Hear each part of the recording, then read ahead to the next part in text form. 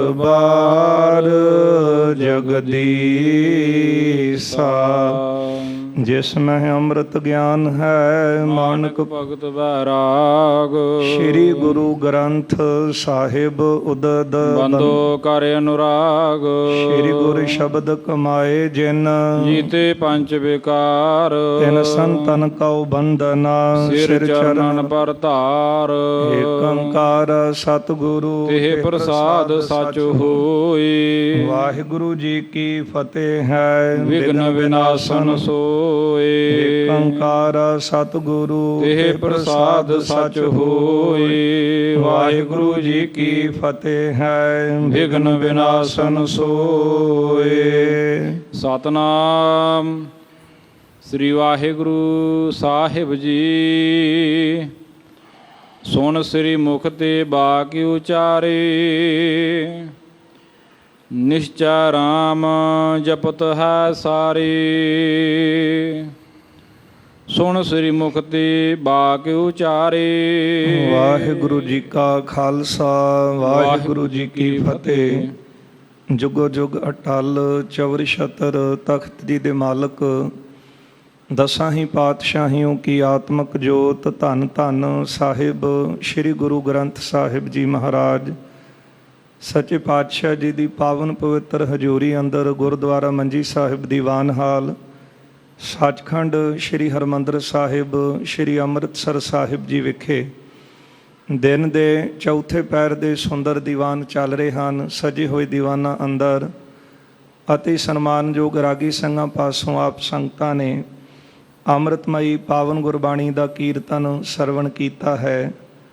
ਆਓ ਗੁਰ ਸੰਗਤ ਜੀ, ਹੁਣ ਸਮਾਂ ਹੈ ਜੋ ਚੱਲ ਰਹੀ ਲੜੀਵਾਰ ਗੁਰ ਇਤਿਹਾਸ ਦੀ ਕਥਾ ਆਪਾਂ ਸਰਵਣ ਕਰਦੇ ਆ ਰਹੇ ਹਾਂ। ਕੱਲ੍ਹ ਦੇ ਦੀਵਾਨਾਂ ਵਿੱਚ ਆਪਾਂ ਸਰਵਣ ਕੀਤਾ ਸੀ ਸ਼ਾਂਤੀ ਦੇ ਪੁੰਜ ਬਾਣੀ ਕੇ ਬੋਹਿਥ ਪ੍ਰਤੱਖ ਹਰ ਪੰਚਮ ਪਾਤਸ਼ਾਹ ਧੰਨ ਗੁਰੂ ਸ੍ਰੀ ਗੁਰੂ ਅਰਜਨ ਦੇਵ ਸਾਹਿਬ ਸੱਚੇ ਪਾਤਸ਼ਾਹ ਜੀ ਸ੍ਰੀ ਅੰਮ੍ਰਿਤਸਰ ਸਾਹਿਬ ਦੀ ਧਰਤੀ 'ਤੇ ਬਿਰਾਜਮਾਨ ਹਨ। ਬੇਅੰਤ ਸੰਗਤਾਂ ਸਤਿਗੁਰੂ ਜੀ ਦੇ ਦਰਸ਼ਨ ਦੀਦਾਰ ਵਾਸਤੇ ਆਉਂਦੀਆਂ ਨੇ। ਮੁਖੀ ਗੁਰਸਿੱਖਾਂ ਦੇ ਨਾਮ ਕਵੀ ਰਾਜ ਕਵੀ ਭਾਈ ਸੰਤੋਖ ਸਿੰਘ ਜੀ ਨੇ ਲਿਖੇ ਹਨ।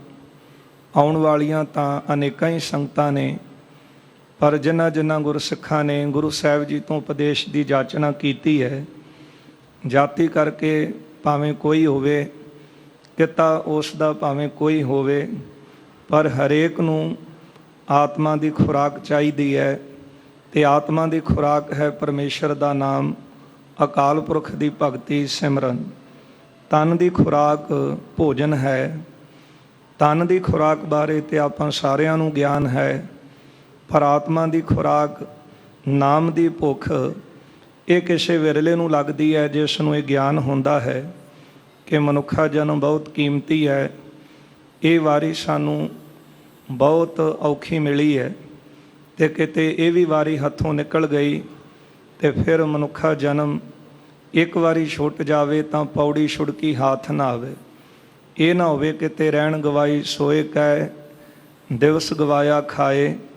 ਹੀਰੇ ਜੈਸਾ ਜਨਮ ਹੈ ਕੌਡੀ ਬਦਲਿਆ ਜਾਏ। ਇਸ ਲਈ ਜਿਨ੍ਹਾਂ ਨੂੰ ਸਮਝ ਆਈ ਉਹਨਾਂ ਨੇ ਫਿਰ ਪੂਰੇ ਗੁਰੂ ਤੋਂ ਆ ਕੇ ਜਾਚਨਾ ਕੀਤੀ ਹੈ।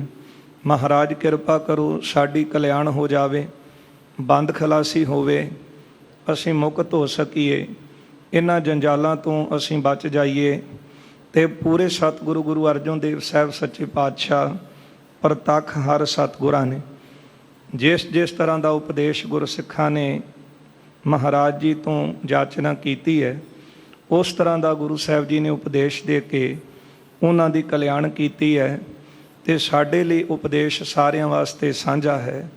ਮਹਾਰਾਜ ਜੀ ਦੀ ਸ਼ਰਨ ਦੇ ਵਿੱਚ ਸਿੱਖ ਆਏ ਹਨ ਜਿਨ੍ਹਾਂ ਦਾ ਨਾਮ ਭਾਈ ਸੰਤੋਖ ਸਿੰਘ ਜੀ ਨੇ ਲਿਖਿਆ ਹੈ, ਭਾਈ ਤਿਲੋਕਾ ਜੀ, ਅਤੇ ਇਸ ਦੇ ਨਾਲ ਹਨ ਭਾਈ ਤੋਤਾ ਮਹਿਤਾ ਜੀ। ਇਹਨਾਂ ਨੇ ਗੁਰੂ ਅਰਜਨ ਦੇਵ ਸਾਹਿਬ ਜੀ ਦੇ ਦਰਸ਼ਨ ਕੀਤੇ ਨੇ ਅਤੇ ਸਤਿਗੁਰਾਂ ਨੂੰ ਬੇਨਤੀ ਕਰਨ ਲੱਗੇ, ਮਹਾਰਾਜ ਆਪ ਜੀ ਦਾ ਉਪਦੇਸ਼ ਹੈ ਕਿ ਲਿਵ ਲਾ ਕੇ ਪਰਮੇਸ਼ਰ ਦੇ ਨਾਮ ਦਾ ਸਿਮਰਨ ਕਰਨਾ ਹੈ। ਜੇ ਸਿਮਰਨ ਨਾ ਕਰਾਂਗੇ ਤਾਂ ਫਿਰ ਬਾਣੀ ਵਿੱਚ ਵੀ ਆਪਾਂ ਇਹ ਬਚਨ ਪੜ੍ਹਦੇ ਹਾਂ, ਸਿਮਰਨ ਭਜਨ ਦਇਆ ਨਹੀਂ ਕੀਨੀ ਤਉ ਮੁਖ ਚੋਟਾਂ ਖਾਹੇਗਾ। ਜੇ ਸਿਮਰਨ ਭਜਨ ਬੰਦਗੀ ਨਹੀਂ ਕੀਤੀ ਤੇ ਫਿਰ ਜਮਾਂ ਦੀਆਂ ਚੋਟਾਂ ਜਿਹੜੀਆਂ ਨੇ ਉਹ ਜ਼ਰੂਰ ਪੈਣਗੀਆਂ। ਜਿਹੜੇ ਕਹਿੰਦੇ ਨੇ ਜਮ ਨਹੀਂ, ਪਰ ਸਤਿਗੁਰਾਂ ਦੀ ਬਾਣੀ ਦੇ ਵਿੱਚ ਤਾਂ ਆਪਾਂ ਬਚਨ ਪੜ੍ਹਦੇ ਹੀ ਹਾਂ ਨਾ।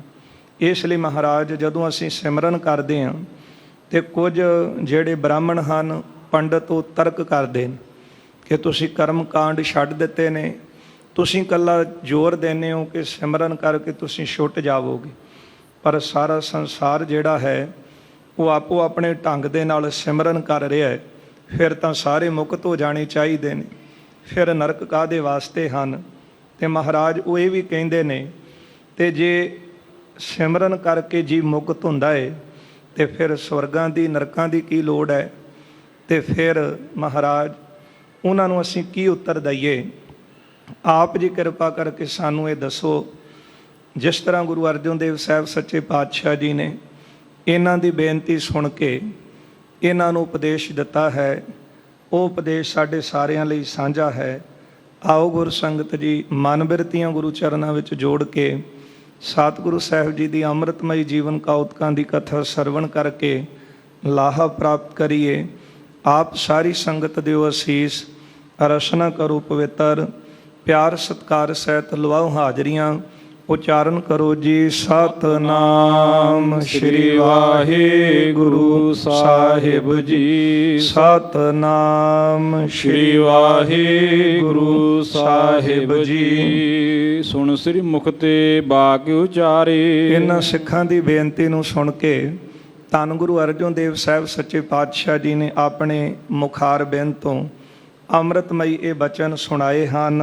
ਨਿਸ਼ਚੈ ਰਾਮ ਜਪਤ ਹੈ ਸਾਰੇ। ਸਤਿਗੁਰੂ ਜੀ ਕਹਿੰਦੇ ਗੁਰਸਿੱਖੋ ਇਹ ਵੀ ਗੱਲ ਠੀਕ ਹੈ ਕਿ ਜਿੱਧਰ ਵੀ ਦੇਖਦੇ ਹਾਂ ਹਰੇਕ ਮਨੁੱਖ ਜਿਹੜਾ ਹੈ ਉਹ ਭਾਵੇਂ ਥੋੜ੍ਹੇ ਤੋਂ ਥੋੜ੍ਹਾ, ਬਹੁਤੇ ਤੋਂ ਬਹੁਤਾ ਨਾਮ ਜਪ ਰਿਹਾ ਹੈ।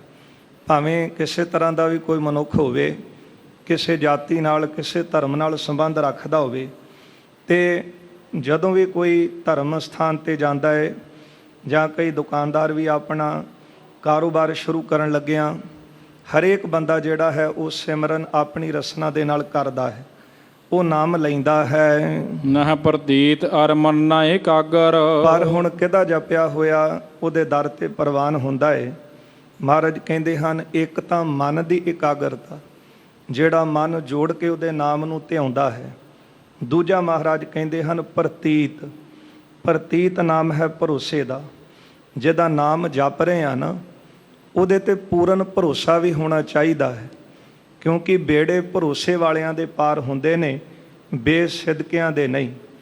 ਨਾਮ ਜਪ ਲਿਆ, ਟੇਕ ਵੀ ਲੈ ਲਈ, ਅਰਦਾਸ ਵੀ ਕੀਤੀ, ਪਰ ਜੇ ਭਰੋਸਾ ਹੀ ਨਹੀਂ, ਫਿਰ ਉਹਦੇ ਵਿੱਚ ਆਪਣੇ ਯਤਨ ਵੀ ਕਰੀ ਗਏ ਤੇ ਫਿਰ ਕੰਮ ਤਾਂ ਇੱਕ ਹੀ ਹੁੰਦਾ ਹੈ ਨਾ। ਜਦੋਂ ਕੋਈ ਸਿਆਣਾ ਕੰਮ ਕਰ ਰਿਹਾ ਹੋਵੇ ਤੇ ਬਾਰ-ਬਾਰ ਉਹਨੂੰ ਸਲਾਹ ਦਈਏ ਇਸ ਤਰ੍ਹਾਂ ਕਰ, ਤੇ ਉਹ ਫਿਰ ਕਹਿੰਦਾ ਤੂੰ ਆਪ ਹੀ ਕਰ ਲੈ। ਇਸੇ ਤਰ੍ਹਾਂ ਜੇ ਉਹਦੇ ਚਰਨਾਂ 'ਚ ਜੁੜੇ ਆ ਤੇ ਨਾਮ ਜਪਣ ਲੱਗਿਆ, ਉਹਦੇ ਤੇ ਭਰੋਸਾ ਵੀ ਹੋਣਾ ਚਾਹੀਦਾ। ਮਹਾਰਾਜ ਕਹਿੰਦੇ ਠੀਕ ਹੈ ਜਪਦੇ ਤਾਂ ਸਾਰੇ ਨੇ, ਪਰ ਭਰੋਸਾ ਕਿੰਨਿਆਂ ਕੁ ਨੂੰ ਹੈ।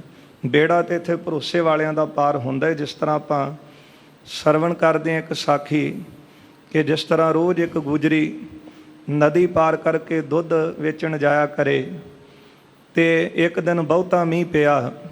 ਇੱਕ ਪੰਡਤ ਜੀ ਕੁਟੀਆ ਸੀ, ਉਸ ਦੇ ਛੱਜਿਆਂ ਦੇ ਬਾਹਰ ਜਾ ਖਲੋਤੀ, ਅੰਦਰੋਂ ਕਥਾ ਦੀ ਆਵਾਜ਼ ਆ ਰਹੀ ਸੀ, ਤੇ ਜਾ ਕੇ ਬੈਠ ਗਈ ਸੰਗਤ 'ਚ।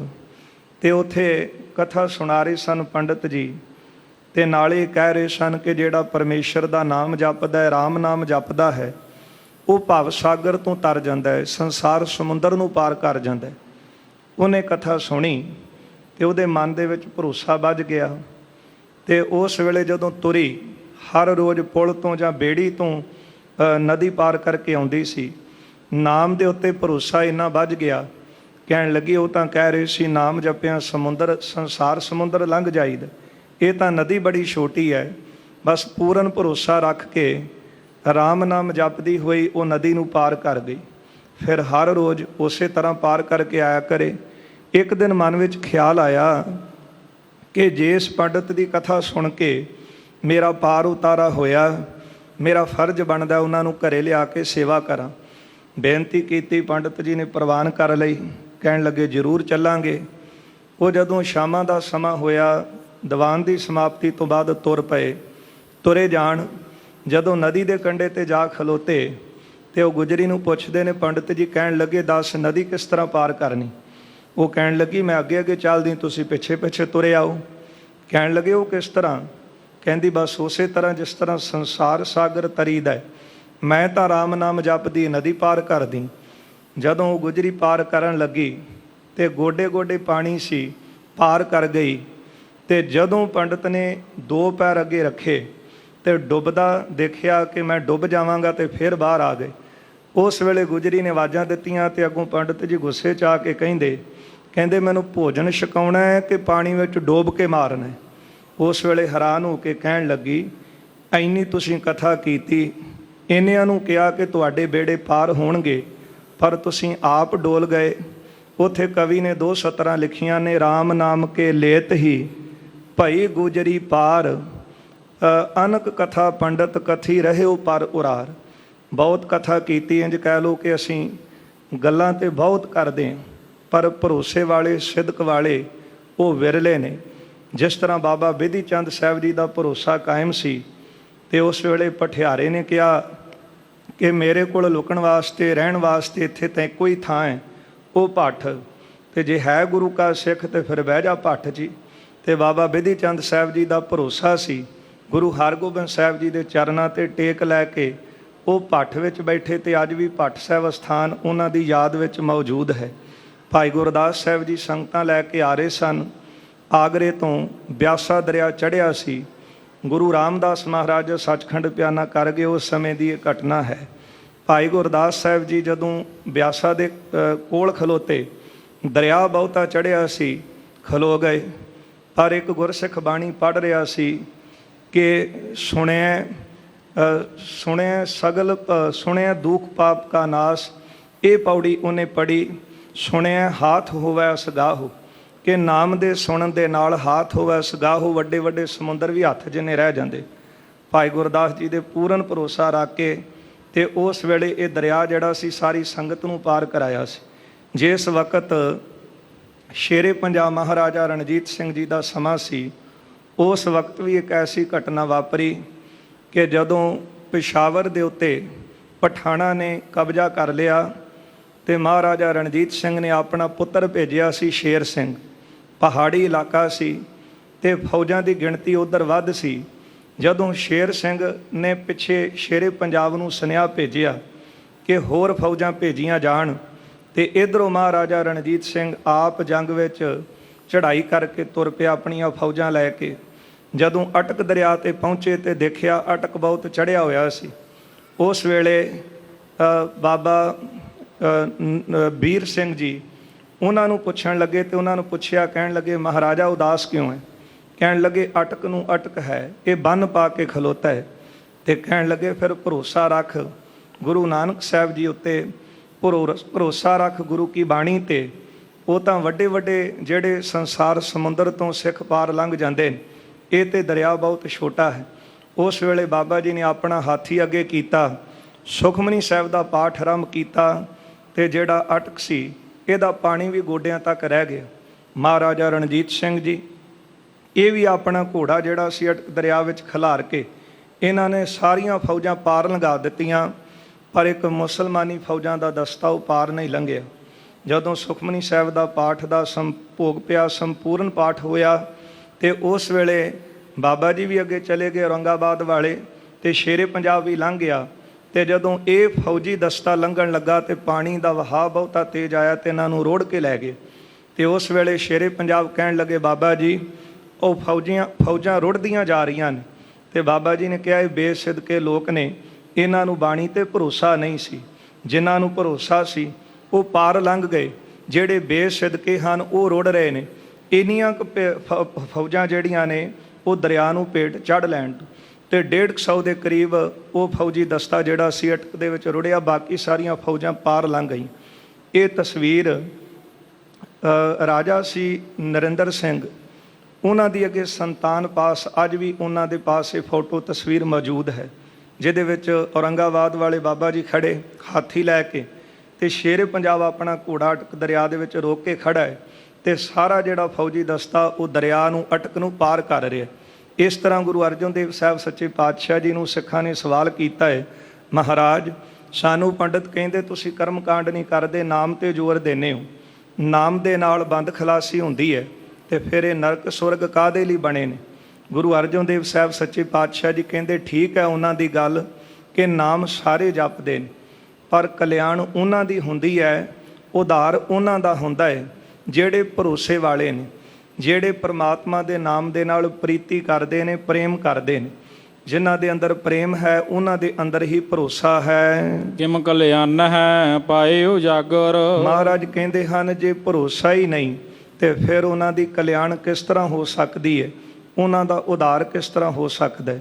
ਗੁਰੂ ਸਾਹਿਬ ਜੀ ਦੇ ਆਪਾਂ ਬਚਨ ਪੜ੍ਹਦੇ ਹਾਂ, ਮਹਾਰਾਜ ਕਹਿੰਦੇ ਨੇ ਇੱਥੇ ਆਉਂਦੇ ਵੀ ਬਹੁਤ ਨੇ, ਗਾਉਂਦੇ ਵੀ ਬਹੁਤ ਹਨ, ਤਾਰਾਂ ਲਾ ਕੇ ਸੁਣਾਉਂਦੇ ਵੀ ਬਹੁਤ ਹਨ। ਸੇਵਕ ਸਿੱਖ ਪੂਜਣ ਸਭ ਆਵੈ, ਸਭ ਗਾਵੈ ਹਰ ਹਰ ਊਤਮ ਬਾਣੀ, ਗਾਵਿਆ ਸੁਣਿਆ ਤਿਨ ਕਾ ਹਰ ਥਾਂ ਪਾਵੈ, ਜਿਨ ਸਤਿਗੁਰ ਕੀ ਆਗਿਆ ਸਤ ਸਤ ਕਰ ਮਾਨੀ। ਜਿਹਨੂੰ ਗੁਰੂ ਦੇ ਬਚਨਾਂ ਤੇ ਭਰੋਸਾ ਹੈ ਨਾ, ਉਹਦਾ ਹੀ ਇੱਥੇ ਗਾਵਿਆ ਸੁਣਿਆ ਆਇਆ ਪ੍ਰਵਾਨ ਹੈ। ਮਹਾਰਾਜ ਕਹਿੰਦੇ ਉਹਨਾਂ ਦੀ ਕਲਿਆਣ ਹੁੰਦੀ ਹੈ, ਪਰ ਜਿਨ੍ਹਾਂ ਨੂੰ ਭਰੋਸਾ ਨਹੀਂ, ਜਿਨ੍ਹਾਂ ਨੂੰ ਸ਼ਰਧਾ ਹੀ ਨਹੀਂ, ਜਿਨ੍ਹਾਂ ਦੇ ਮਨ ਵਿੱਚ ਨਾਮ ਦੇ ਨਾਲ ਪ੍ਰੇਮ ਹੀ ਨਹੀਂ, ਉਹਨਾਂ ਦਾ ਉਧਾਰ ਕੀ ਹੋਣਾ ਹੈ? ਕਹੋ ਦਿਜਨ ਸੰਗ ਇਹੋ ਬਿਰਤਾਂਤ। ਸਤਿਗੁਰੂ ਜੀ ਕਹਿੰਦੇ ਉਹਨਾਂ ਪੰਡਤਾਂ ਦੇ ਤਾਈਂ ਜਿਹੜੇ ਤਰਕ ਕਰਦੇ ਨੇ ਕਿ ਨਾਮ ਦੇ ਨਾਲ ਕਿਸ ਤਰ੍ਹਾਂ ਜੀਵ ਛੁੱਟ ਜਾਂਦਾ ਹੈ, ਉਹਨਾਂ ਨੂੰ ਇਹ ਸਾਰਾ ਬਿਰਤਾਂਤ ਦੱਸੋ। ਰਾਖਸ਼ ਗਹਿਓ ਮਰਦਾਨਾ ਜਾਤ। ਕਿ ਭਾਈ ਮਰਦਾਨੇ ਨੂੰ ਜਿਹੜਾ ਕੌਡਾ ਰਾਖਸ਼ ਸੀ ਉਹਨੇ ਫੜ ਲਿਆ ਸੀ। ਇਹ ਆਪਾਂ ਸ਼੍ਰੀ ਨਾਨਕ ਪ੍ਰਕਾਸ਼ ਵਿੱਚ ਸਰਵਣ ਕੀਤਾ ਹੈ ਕਿ ਜਿਸ ਵਕਤ ਭਾਈ ਮਰਦਾਨਾ ਜੀ ਗੁਰੂ ਨਾਨਕ ਸਾਹਿਬ ਮਹਾਰਾਜ ਜੀ ਦੇ ਨਾਲ ਨਾਰਾਜ਼ ਹੋ ਕੇ, ਕਿਉਂਕਿ ਭਾਈ ਵੀਰ ਸਿੰਘ ਤੇ ਇਹੋ ਹੀ ਲਿਖਦੇ ਨੇ ਕਿ ਜੇ ਸ਼ਬਦ ਤੇ ਸੁਰਤ ਦਾ ਮਿਲਾਪ ਦੇਖਣਾ ਹੈ ਤੇ ਗੁਰੂ ਨਾਨਕ ਸਾਹਿਬ ਦੇ ਨਾਲ ਭਾਈ ਮਰਦਾਨਾ ਜੀ ਦਾ ਮਿਲਾਪ ਦੇਖ ਸਕਦੇ ਹਾਂ। ਇਹ ਕੇਵਲ ਸਾਨੂੰ ਸਮਝਾਉਣ ਵਾਸਤੇ ਸੀ ਕਿ ਸ਼ਬਦ ਤੇ ਸੁਰਤ ਦਾ ਮਿਲਾਪ ਕੀ। ਜਿੰਨਾ ਚਿਰ ਸੁਰਤ ਸ਼ਬਦ ਵਿੱਚ ਜੁੜਦੀ ਹੈ, ਟਿਕਦੀ ਹੈ, ਉਹਨਾਂ ਚਿਰ ਉਹ ਆਨੰਦ ਵਿੱਚ ਰਹਿੰਦੀ। ਬਸ ਜਦੋਂ ਸ਼ਬਦ ਤੋਂ ਦੂਰ ਹੋਈ ਉਸ ਵੇਲੇ ਉਹਨੂੰ ਵਿਪਤਾ ਪੈ ਜਾਂਦੀ। ਭਾਈ ਮਰਦਾਨਾ ਜਦੋਂ ਗੁਰੂ ਨਾਨਕ ਸਾਹਿਬ ਮਹਾਰਾਜ ਕੋਲੋਂ ਤੁਰੇ ਨੇ, ਰਸਤੇ ਵਿੱਚ ਕੌਡੇ ਰਾਖਸ਼ ਨੇ ਫੜਿਆ। ਉਸ ਵੇਲੇ ਭਾਈ ਮਰਦਾਨੇ ਨੇ ਗੁਰੂ ਨਾਨਕ ਸਾਹਿਬ ਸੱਚੇ ਪਾਤਸ਼ਾਹ ਨੂੰ ਯਾਦ ਕੀਤਾ, ਕਿਉਂਕਿ ਭਰੋਸਾ ਸੀ ਆਪਣੇ ਮਾਲਕ ਦੇ ਉੱਤੇ। ਤੇ ਸਗੋਂ ਭਾਈ ਬਾਲਾ ਜੀ ਨੂੰ ਜਦੋਂ ਗੁਰੂ ਨਾਨਕ ਸਾਹਿਬ ਨੇ ਕਿਹਾ ਨਾ, ਭਾਈ ਬਾਲਾ ਜੀ ਕਹਿੰਦੇ ਮਹਾਰਾਜ ਕਿੱਧਰ ਚੱਲਣ ਦੀ ਤਿਆਰੀ ਕਰ ਲਈ? ਸਤਿਗੁਰੂ ਕਹਿੰਦੇ ਮਰਦਾਨੇ ਨੂੰ ਕੌਡੇ ਨੇ ਫੜਿਆ ਤੇ ਤੇਲ ਦਾ ਕੜਾਇਆ ਉਹ ਗਰਮ ਕਰਕੇ ਬੈਠਾ ਹੈ। ਤੇ ਭਾਈ ਬਾਲੇ ਨੇ ਕਿਹਾ ਸੀ ਮਹਾਰਾਜ ਰੋਜ਼ ਨਾਰਾਜ਼ ਹੋ ਕੇ ਤੁਰ ਪੈਂਦਾ ਹੈ, ਅੱਜ ਰਹਿਣ ਦਈਏ। ਤੇ ਧੰਨ ਗੁਰੂ ਨਾਨਕ ਸਾਹਿਬ ਮਹਾਰਾਜ ਕਹਿਣ ਲੱਗੇ, ਬਾਲਾ ਸੰਗ ਲਏ ਕੀ ਲਾਜਾ, ਪੁਨ ਹਮਰਾ ਹੈ ਉਨ ਸੰਗ ਕਾਜਾ, ਭਲਾ ਰਬਾਬ ਵਜਾਏਂਦਾ, ਕਰ ਕੀਰਤਨ ਮੋਹੇ ਰਜਾਏਂਦਾ। ਮਹਾਰਾਜ ਕਹਿੰਦੇ ਨਾਲ ਲੈ ਕੇ ਆਏ ਆ ਨਾ ਪਿੰਡੋਂ, ਤੇ ਜਦੋਂ ਇਕੱਲੇ ਜਾਵਾਂਗੇ ਤੇ ਫਿਰ ਪੁੱਛਣਗੇ ਮਰਦਾਨਾ ਨਾਲ ਗਿਆ ਸੀ, ਵਾਪਸ ਕਿਉਂ ਨਹੀਂ ਆਇਆ? ਚੱਲ ਚਲੀ। ਉਸ ਵੇਲੇ ਗੁਰੂ ਅਰਜਨ ਦੇਵ ਸਾਹਿਬ ਮਹਾਰਾਜ ਕਹਿੰਦੇ ਨੇ ਇਹ ਗੱਲ ਸਾਰਿਆਂ ਵਿੱਚ ਪ੍ਰਗਟ ਹੈ ਤੇ ਸਾਰੇ ਜਾਣਦੇ ਨੇ ਕਿ ਭਾਈ ਮਰਦਾਨੇ ਨੂੰ ਕੌਡੇ ਰਾਖਸ਼ ਨੇ ਫੜਿਆ ਸੀ। ਕਰਿਓ ਤੇਲ ਕੋ ਤਪਤ ਕਰਾਹਾ। ਤੇ ਭਾਈ ਮਰਦਾਨੇ ਨੂੰ ਤੇਲ ਦੇ ਕੜਾਈ ਵਿੱਚ ਪਾਉਣ ਵਾਸਤੇ ਉਸਨੇ ਤਿਆਰੀ ਕਰ ਲਈ, ਕਿਉਂਕਿ ਕੌਡੇ ਰਾਖਸ਼ ਦੇ ਕੋਲ ਇੱਕ ਸ਼ੀਸ਼ਾ ਸੀ। ਇਹ ਨਾਨਕ ਪ੍ਰਕਾਸ਼ ਵਿੱਚ ਆਪਾਂ ਪੜ੍ਹਦੇ ਹਾਂ। ਜਿਸ ਵਕਤ ਗੁਰੂ ਨਾਨਕ ਸਾਹਿਬ ਸੱਚੇ ਪਾਤਸ਼ਾਹ ਜੀ ਦੇ ਉੱਥੇ ਮੁਬਾਰਕ ਚਰਨ ਪਏ, ਭਾਈ ਮਰਦਾਨੇ ਨੂੰ ਗੁਰੂ ਨਾਨਕ ਸਾਹਿਬ ਨੇ ਕਿਹਾ, ਕਹਿ ਮਰਦਾਨਿਆਂ ਵਾਹਿਗੁਰੂ। ਤੇ ਉਸ ਵੇਲੇ ਤਪਦਾ ਹੋਇਆ ਜਿਹੜਾ ਕੜਾਇਆ ਸੀ ਤੇਲ ਦਾ, ਉਹ ਠੰਡਾ ਹੋਇਆ। ਤੇ ਜਿਹੜਾ ਕੌਡਾ ਰਾਖਸ਼ ਸੀ ਹੈਰਾਨ ਹੋ ਗਿਆ ਕਿ ਅੱਜ ਤੱਕ ਤੇ ਇਸ ਤਰ੍ਹਾਂ ਕਦੇ ਹੋਇਆ ਨਹੀਂ ਕਿ ਕਿਸੇ ਦੇ ਆਇਆ ਤੇਲ ਦਾ ਕੜਾਇਆ ਠੰਡਾ ਹੋਇਆ ਹੋਵੇ। ਉਹ ਝੱਟ ਅੰਦਰ ਗਿਆ ਤੇ ਜਾ ਕੇ ਸ਼ੀਸ਼ਾ ਲੈ ਕੇ ਆਇਆ। ਉਹਨੇ ਉਹ ਸ਼ੀਸ਼ੇ ਵਿੱਚ ਗੁਰੂ ਨਾਨਕ ਸਾਹਿਬ ਜੀ ਦਾ ਸਰੂਪ ਦੇਖਿਆ ਤੇ ਉਸੇ ਤਰ੍ਹਾਂ ਦਾ ਸਰੂਪ ਉਹਨੂੰ ਸ਼ੀਸ਼ੇ ਵਿੱਚ ਦਿਖਿਆ। ਉਹਨੇ ਫਿਰ ਸਾਰੀ ਵਾਰਤਾ ਦੱਸੀ। ਚਲੋ ਹੈ ਤੇ ਸਾਖੀ ਲਮੇਰੀ, ਪਰ ਉਹਨੇ ਗੱਲ ਦੱਸੀ ਸੀ। ਕਹਿਣ ਲੱਗਾ ਮੇਰੇ ਕੋਲ ਸ਼ੀਸ਼ਾ ਹੈ, ਮੈਂ ਸ਼ੀਸ਼ੇ ਵਿੱਚ ਜਦੋਂ ਵੀ ਕਿਸੇ ਨੂੰ ਫੜ ਕੇ ਲਿਆਣਾ ਤੇ ਉਹਦੀ ਸ਼ਕਲ ਦੇਖਦਾ, ਤੇ ਜਿਹਨੂੰ ਵੀ ਲੈ ਕੇ ਆਂਦਾ ਤੇ ਅੱਜ ਤੱਕ ਉਹ ਸ਼ੀਸ਼ੇ ਵਿੱਚ ਕੋਈ ਕੂਕਰ, ਕੋਈ ਸੂਕਰ, ਕੋਈ ਕਿਸੇ ਤਰ੍ਹਾਂ ਦਾ ਜਾਨਵਰ ਹੈ ਤੇ ਕੋਈ ਕਿਸੇ ਤਰ੍ਹਾਂ ਦਾ, ਕਿਉਂਕਿ ਮੈਂ ਅੰਦਰਲੀ ਬਿਰਤੀ ਉਹਦੀ ਦੇਖ ਲੈਣਾ। ਕਰਤੂਤ ਪਸ਼ੂ ਕੀ ਮਾਨਸ ਜਾਤ, ਸਰੀਰ ਕੇਵਲ ਮਨੁੱਖਾਂ ਵਰਗੇ ਨੇ, ਕਰਤੂਤ ਇਹਨਾਂ ਦੀ ਪਸ਼ੂਆਂ ਦੀ, ਮੈਂ ਉਹਨਾਂ ਨੂੰ ਖਾਣਾ। ਪਰ ਅੱਜ ਪਹਿਲੀ ਵਾਰ ਮੈਨੂੰ ਇਹ ਸ਼ੀਸ਼ੇ ਵਿੱਚੋਂ ਤੁਹਾਨੂੰ ਤੁਹਾਡਾ ਸਰੂਪ ਦਿਸਿਆ ਹੈ। ਤੇ ਗੁਰੂ ਨਾਨਕ ਸਾਹਿਬ ਜੀ ਦੇ ਫਿਰ ਚਰਨੀ ਪਿਆ ਤੇ ਮਹਾਰਾਜ ਤੋਂ ਉਪਦੇਸ਼ ਲੈ ਕੇ ਫਿਰ ਉਹ ਸੰਤ ਬਣਿਆ, ਪ੍ਰਚਾਰ ਕਰਨ ਲੱਗਾ। ਗੁਰੂ ਨਾਨਕ ਸਾਹਿਬ ਸੱਚੇ ਪਾਤਸ਼ਾਹ ਮਹਾਰਾਜ ਜੀ ਭਾਈ ਮਰਦਾਨੇ ਦੇ ਜਦ ਕੋਲ ਗਏ, ਤਿਸ ਮੈਂ ਕੌਡੇ ਪਾਵਨ ਚਾਹਾ। ਉਸ ਵੇਲੇ ਭਾਈ ਮਰਦਾਨੇ ਨੂੰ ਫੜਿਆ ਹੋਇਆ ਸੀ ਕੌਡੇ ਰਾਖਸ਼ ਨੇ, ਤੇ ਪੂਰੀ ਤਿਆਰੀ ਕੀਤੀ ਸੀ। ਉਹ ਤਪਦੇ ਹੋਏ ਕੜਾਹੀ ਵਿੱਚ, ਉਬਲਦੇ ਹੋਏ ਤੇਲ ਵਿੱਚ ਭਾਈ ਮਰਦਾਨੇ ਨੂੰ ਪਾਉਣਾ ਚਾਹੁੰਦਾ ਸੀ। ਸ੍ਰੀ ਨਾਨਕ ਉਪਦੇਸ਼ਿਓ ਨਾਮ। ਪਰ ਗੁਰੂ ਨਾਨਕ ਸਾਹਿਬ ਸੱਚੇ ਪਾਤਸ਼ਾਹ ਜੀ ਨੇ ਨਾਮ ਦੀ ਉਥੇ ਬਰਕਤ ਵਰਤਾ ਦਿੱਤੀ। ਸਭ ਤੇ ਉੱਪਰ ਦੱਸਿਆ ਕਿ ਪਰਮੇਸ਼ਰ ਦਾ ਨਾਮ ਹੈ। ਜਦੋਂ ਭਾਈ ਮਰਦਾਨੇ ਨੂੰ ਕਿਹਾ ਕਿ ਵਾਹਿਗੁਰੂ, ਤੇ ਤਪਦਾ ਹੋਇਆ ਕੜਾਹਾ ਜਿਹੜਾ ਸੀ ਉਹ ਠੰਡਾ ਸ਼ੀਤਲ ਹੋ ਗਿਆ। ਤਪਤ ਕੜਾਹਾ ਬੁਝ ਗਿਆ, ਗੁਰ ਸ਼ੀਤਲ ਨਾਮ ਦਿਓ। ਤੇ ਫਿਰ ਮਹਾਰਾਜ ਜੀ ਨੇ ਕੌਡੇ ਨੇ ਪੁੱਛਿਆ ਸੀ ਕਿ ਤੁਹਾਡੇ ਕੋਲ ਕਿਹੜੀ ਕਲਾ ਹੈ? ਮੇਰੇ ਕੋਲ ਵੀ ਬੜੀਆਂ ਕਲਾ ਨੇ, ਪਰ ਤੁਹਾਡੇ ਅੱਗੇ ਮੇਰੀ ਸਾਰੀ ਕਲਾ, ਮੇਰੀ ਸਾਰੀ ਸ਼ਕਤੀ ਜਿਹੜੀ ਹੈ ਉਹ ਇਸ ਤਰ੍ਹਾਂ ਹੋ ਗਈ ਜਿਸ ਤਰ੍ਹਾਂ ਗੰਨੇ ਵਿੱਚੋਂ ਕੋਈ ਰਸ ਨਿਚੋੜ ਦੇਵੇ ਤੇ ਫੋਕ ਹੀ ਰਹਿ ਜਾਂਦਾ ਹੈ ਨਾ। ਮੈਨੂੰ ਵੀ ਇੰਜ ਪ੍ਰਤੀਤ ਹੋ ਰਿਹਾ ਕਿ ਮੇਰੇ ਅੰਦਰੋਂ ਸਾਰੀ ਕਲਾ ਨਿਕਲ ਗਈ। ਮੈਨੂੰ ਇਹ ਦੱਸੋ ਕਿ ਤੁਹਾਡੇ ਕੋਲ ਕਲਾ ਕਿਹੜੀ ਹੈ, ਤੁਹਾਡੇ ਕੋਲ ਸ਼ਕਤੀ ਕਿਹੜੀ? ਤੇ ਗੁਰੂ ਨਾਨਕ ਸਾਹਿਬ ਜੀ ਨੇ ਦੱਸੀ ਸੀ, ਸਾਡੇ ਕੋਲ ਕਲਾ ਹੈ, ਉਹ ਹੈ ਨਾਮ ਦੀ। ਇਹੋ ਹੀ ਤੇ ਮਹਾਰਾਜ ਨੇ ਸਿੱਧਾਂ ਨੂੰ ਉੱਤਰ ਦਿੱਤਾ ਸੀ। ਜਦੋਂ ਮਹਾਰਾਜ ਸੁਮੇਰ ਤੇ ਗਏ ਤੇ ਸਿੱਧ ਕਹਿਣ ਲੱਗੇ ਕਿ ਇੱਥੇ ਆਉਣ ਦਾ ਤੇ ਰਸਤਾ ਹੀ ਬਹੁਤ ਕਠਿਨ ਹੈ, ਤੁਸੀਂ ਕਿਸ ਤਰ੍ਹਾਂ ਆਏ, ਤੁਹਾਡੇ ਕੋਲ ਕਿਹੜੀ ਸ਼ਕਤੀ ਹੈ? ਤੇ ਮਹਾਰਾਜ ਜੀ ਨੇ ਉੱਤਰ ਦਿੱਤਾ ਸੀ। ਭਾਈ ਗੁਰਦਾਸ ਜੀ ਲਿਖਦੇ ਨੇ, ਇੱਕ ਸੰਗਤ ਬਾਣੀ ਬਿਨਾ ਦੂਜੀ ਓਟ ਨਹੀਂ ਹੈ ਰਾਈ। ਇੱਕ ਸਾਨੂੰ ਸੰਗਤ ਦਾ ਆਸਰਾ ਹੈ ਤੇ ਇੱਕ ਸਾਨੂੰ ਬਾਣੀ ਦਾ, ਅਕਾਲ ਪੁਰਖ ਦੇ ਨਾਮ ਦਾ ਆਸਰਾ ਹੈ। ਇਹ ਦੋਨਾਂ ਤੋਂ ਸਿਵਾ ਸਾਨੂੰ ਕਿਸੇ ਦੀ ਰਾਈ ਜਿੰਨੀ ਵੀ ਓਟ ਨਹੀਂ ਹੈ। ਇਸ ਲਈ ਮਹਾਰਾਜ ਨੇ ਨਾਮ ਦੀ ਬਰਕਤ ਦੱਸੀ ਹੈ ਕਿ ਨਾਮ ਇੰਨਾ ਉੱਚਾ ਹੈ। ਬੰਦਾ ਕਹਿੰਦਾ ਫਲਾਣੇ ਨੇ ਕਿਸੇ ਨੂੰ ਕੁਝ ਕਰ ਦਿੱਤਾ, ਉਹਨੇ ਆਹ ਕਰ ਦਿੱਤਾ, ਅਸਲ ਵਿੱਚ ਕੀਤਾ ਕਰਾਇਆ ਵੀ ਤਾਂ ਹੀ ਸੀ। ਜਦੋਂ ਨਾਮ ਤੋਂ ਦੂਰ ਗਏ ਤੇ ਫਿਰ ਦੁੱਖ ਹੀ ਲੱਗਣਾ ਹੈ। ਇਹ ਨਾਮ ਦਾ ਮੁੱਲ ਵੀ ਉਦੋਂ ਪੈਂਦਾ ਹੈ, ਉਦੋਂ ਜੀਵ ਜਾਣਦਾ ਹੈ ਜਦੋਂ ਦਰ ਦਰ ਦੀਆਂ ਠੋਕਰਾਂ ਖਾ ਕੇ ਸਾਰੇ ਪਾਸੋਂ ਥੱਕ ਜਾਂਦਾ ਹੈ ਨਾ। ਫਿਰ ਪਤਾ ਲੱਗਦਾ ਹੈ ਕਿ ਏਵਡ ਉੱਚਾ ਜਿਹੜਾ ਹੈ ਉਹ ਸਭ ਤੋਂ ਉੱਚਾ ਨਾਮ ਹੈ। ਤੇ ਉਸ ਵੇਲੇ ਸਤਿਗੁਰੂ ਗੁਰੂ ਨਾਨਕ ਸਾਹਿਬ ਜੀ ਨੇ ਕੌਡੇ ਨੂੰ ਵੀ ਉਪਦੇਸ਼ ਦਿੱਤਾ ਸੀ। ਜਦੋਂ ਉਹਨੇ ਕਿਹਾ ਤੁਹਾਡੇ ਕੋਲ ਕਿਹੜੀ ਸ਼ਕਤੀ, ਮਹਾਰਾਜ ਕਹਿੰਦੇ ਨਾਮ ਦੀ। ਫਿਰ ਸਤਿਗੁਰਾਂ ਨੇ ਇਹਨੂੰ ਵੀ ਉਪਦੇਸ਼ ਦਿੱਤਾ ਸੀ ਕਿ ਇਹ ਜਨਮ ਬਹੁਤ ਔਖਾ ਮਿਲਿਆ ਹੈ। ਹੁਣ ਕਈ ਕਹਿੰਦੇ ਨੇ ਜੀ ਉਹ ਰਾਖਸ਼ ਸੀ। ਚਲੋ ਹੋ ਸਕਦਾ ਹੈ, ਕਿਉਂਕਿ ਭਾਈ ਸੰਤੋਖ ਸਿੰਘ ਨੇ ਇੱਥੇ ਜ਼ਿਕਰ ਕੀਤਾ ਉਹਦੀ ਇੱਕ ਜਾਤੀ ਸੀ। ਤੇ ਪਰ ਗੁਰੂ ਕਲਗੀਧਰ ਸਾਹਿਬ ਜੀ ਦੇ ਬਚਨ ਪੜ੍ਹਦੇ ਹਾਂ, ਸਾਧ ਕਰਮ ਜੇ ਪੁਰਖ ਕਮਾਵੈ, ਨਾਮ ਦੇਵਤਾ ਜਗਤ ਕਹਾਵੈ। ਦੇਵਤਾ ਕੌਣ ਹੈ? ਜਿਹਦੇ ਕਰਮ ਚੰਗੇ ਨੇ ਉਹ ਦੇਵਤਾ ਹੈ। ਕੋ ਕਰਮ ਜੋ ਜਗ ਮੋ ਕਰਹੀ, ਨਾਮ ਅਸੁਰ ਤਿਹ ਕੋ ਜਗ ਤਰਹੀ। ਜਿਹੜਾ ਮਾੜੇ ਕਰਮ ਕਰਦਾ ਲੋਕ ਉਹਨੂੰ ਕਹਿੰਦੇ ਇਹ ਰਾਖਸ਼ ਹੈ। ਬਸ ਬੰਦੇ ਦੇ ਕੰਮਾਂ ਤੋਂ ਹੀ ਉਹਦੀ ਜਾਤ ਬਣੀ। ਇਸ ਲਈ ਜੇ ਕੋਈ ਚੰਗਾ ਕੰਮ ਕਰੇ, ਸੇਵਾ ਕਰੇ, ਭਜਨ ਬੰਦਗੀ ਕਰੇ, ਲੋਕ ਕਹਿੰਦੇ ਇਹ ਤਾਂ ਸੰਤ ਹੀ ਹੈ, ਇਹ ਤਾਂ ਭਗਤ ਹੈ। ਪਰ ਜਦੋਂ ਲੋਕਾਂ ਦੇ ਉੱਤੇ ਜ਼ੁਲਮ ਕਰੇ, ਮਾੜਾ ਦੁਰਵਿਵਹਾਰ ਕਰੇ, ਤੇ ਲੋਕ ਸਾਰੇ ਕਹਿੰਦੇ ਨੇ ਕਿ ਇਹਦੀ ਤਾਂ ਦੈਂਤ ਬੁੱਧੀ। ਇਸ ਤਰ੍ਹਾਂ ਜਿਹੜਾ ਕੌਡਾ ਸੀ ਰਾਖਸ਼ ਜਾਤੀ ਸੀ ਉਹਦੀ। ਪਰ ਗੁਰੂ ਨਾਨਕ ਸਾਹਿਬ ਜੀ ਤੋਂ ਉਪਦੇਸ਼ ਲੈ ਕੇ ਇਹ ਵੀ ਨਾਮ ਜਪਣ ਲੱਗਾ, ਅੱਗੇ ਜਪਾਉਣ ਲੱਗਾ ਤੇ ਫਿਰ ਸੰਤ ਬਣ ਗਿਆ। ਸਿਮਰਿਓ ਮਰਦਾਨੇ ਸੁਖ ਧਾਮ।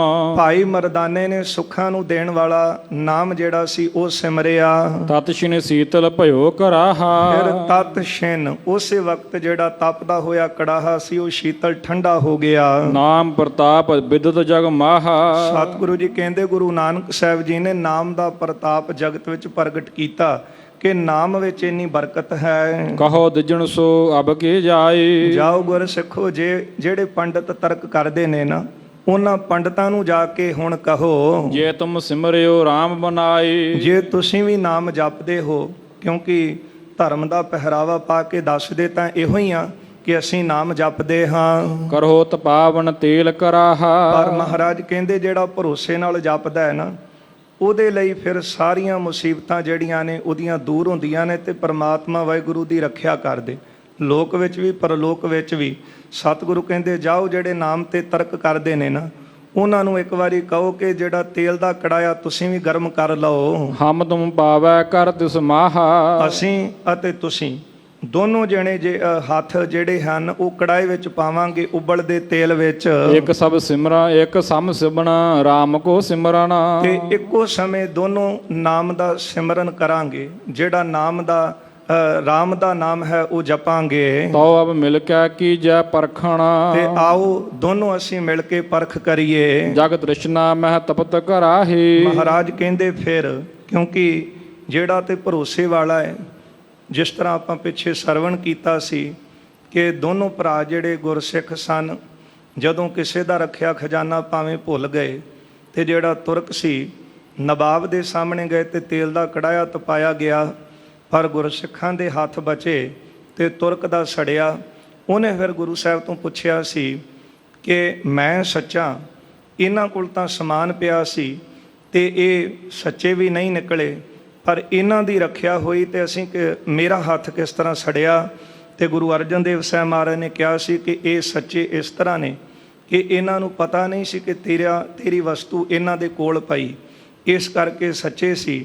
ਇਹਨਾਂ ਨੇ ਸਿਦਕ ਰੱਖਿਆ, ਭਰੋਸਾ ਰੱਖਿਆ ਗੁਰੂ ਨਾਨਕ ਸਾਹਿਬ ਜੀ ਦੇ ਘਰ ਦੇ ਉੱਤੇ, ਇਸ ਲਈ ਇਹਨਾਂ ਦਾ ਹੱਥ ਸੜਿਆ ਨਹੀਂ।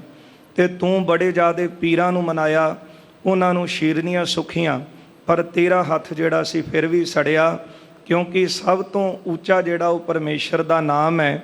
ਤੇ ਗੁਰੂ ਨਾਨਕ ਸਾਹਿਬ ਸੱਚੇ ਪਾਤਸ਼ਾਹ ਮਹਾਰਾਜ ਉਹ ਪ੍ਰਮਾਤਮਾ ਵਾਹਿਗੁਰੂ ਜੀ ਦਾ ਅਵਤਾਰ ਹਨ, ਭਗਤੀ ਦਾ ਹੀ ਸਰੂਪ ਹਨ, ਇਸ ਲਈ ਸਭ ਤੋਂ ਵੱਡੇ ਹਨ। ਵੱਡਾ ਤੇ ਉਹ ਜਿਹੜਾ ਨਾਮ ਜਪਦਾ ਹੈ ਤੇ ਨਾਮ ਜਪਾਉਂਦਾ ਹੈ।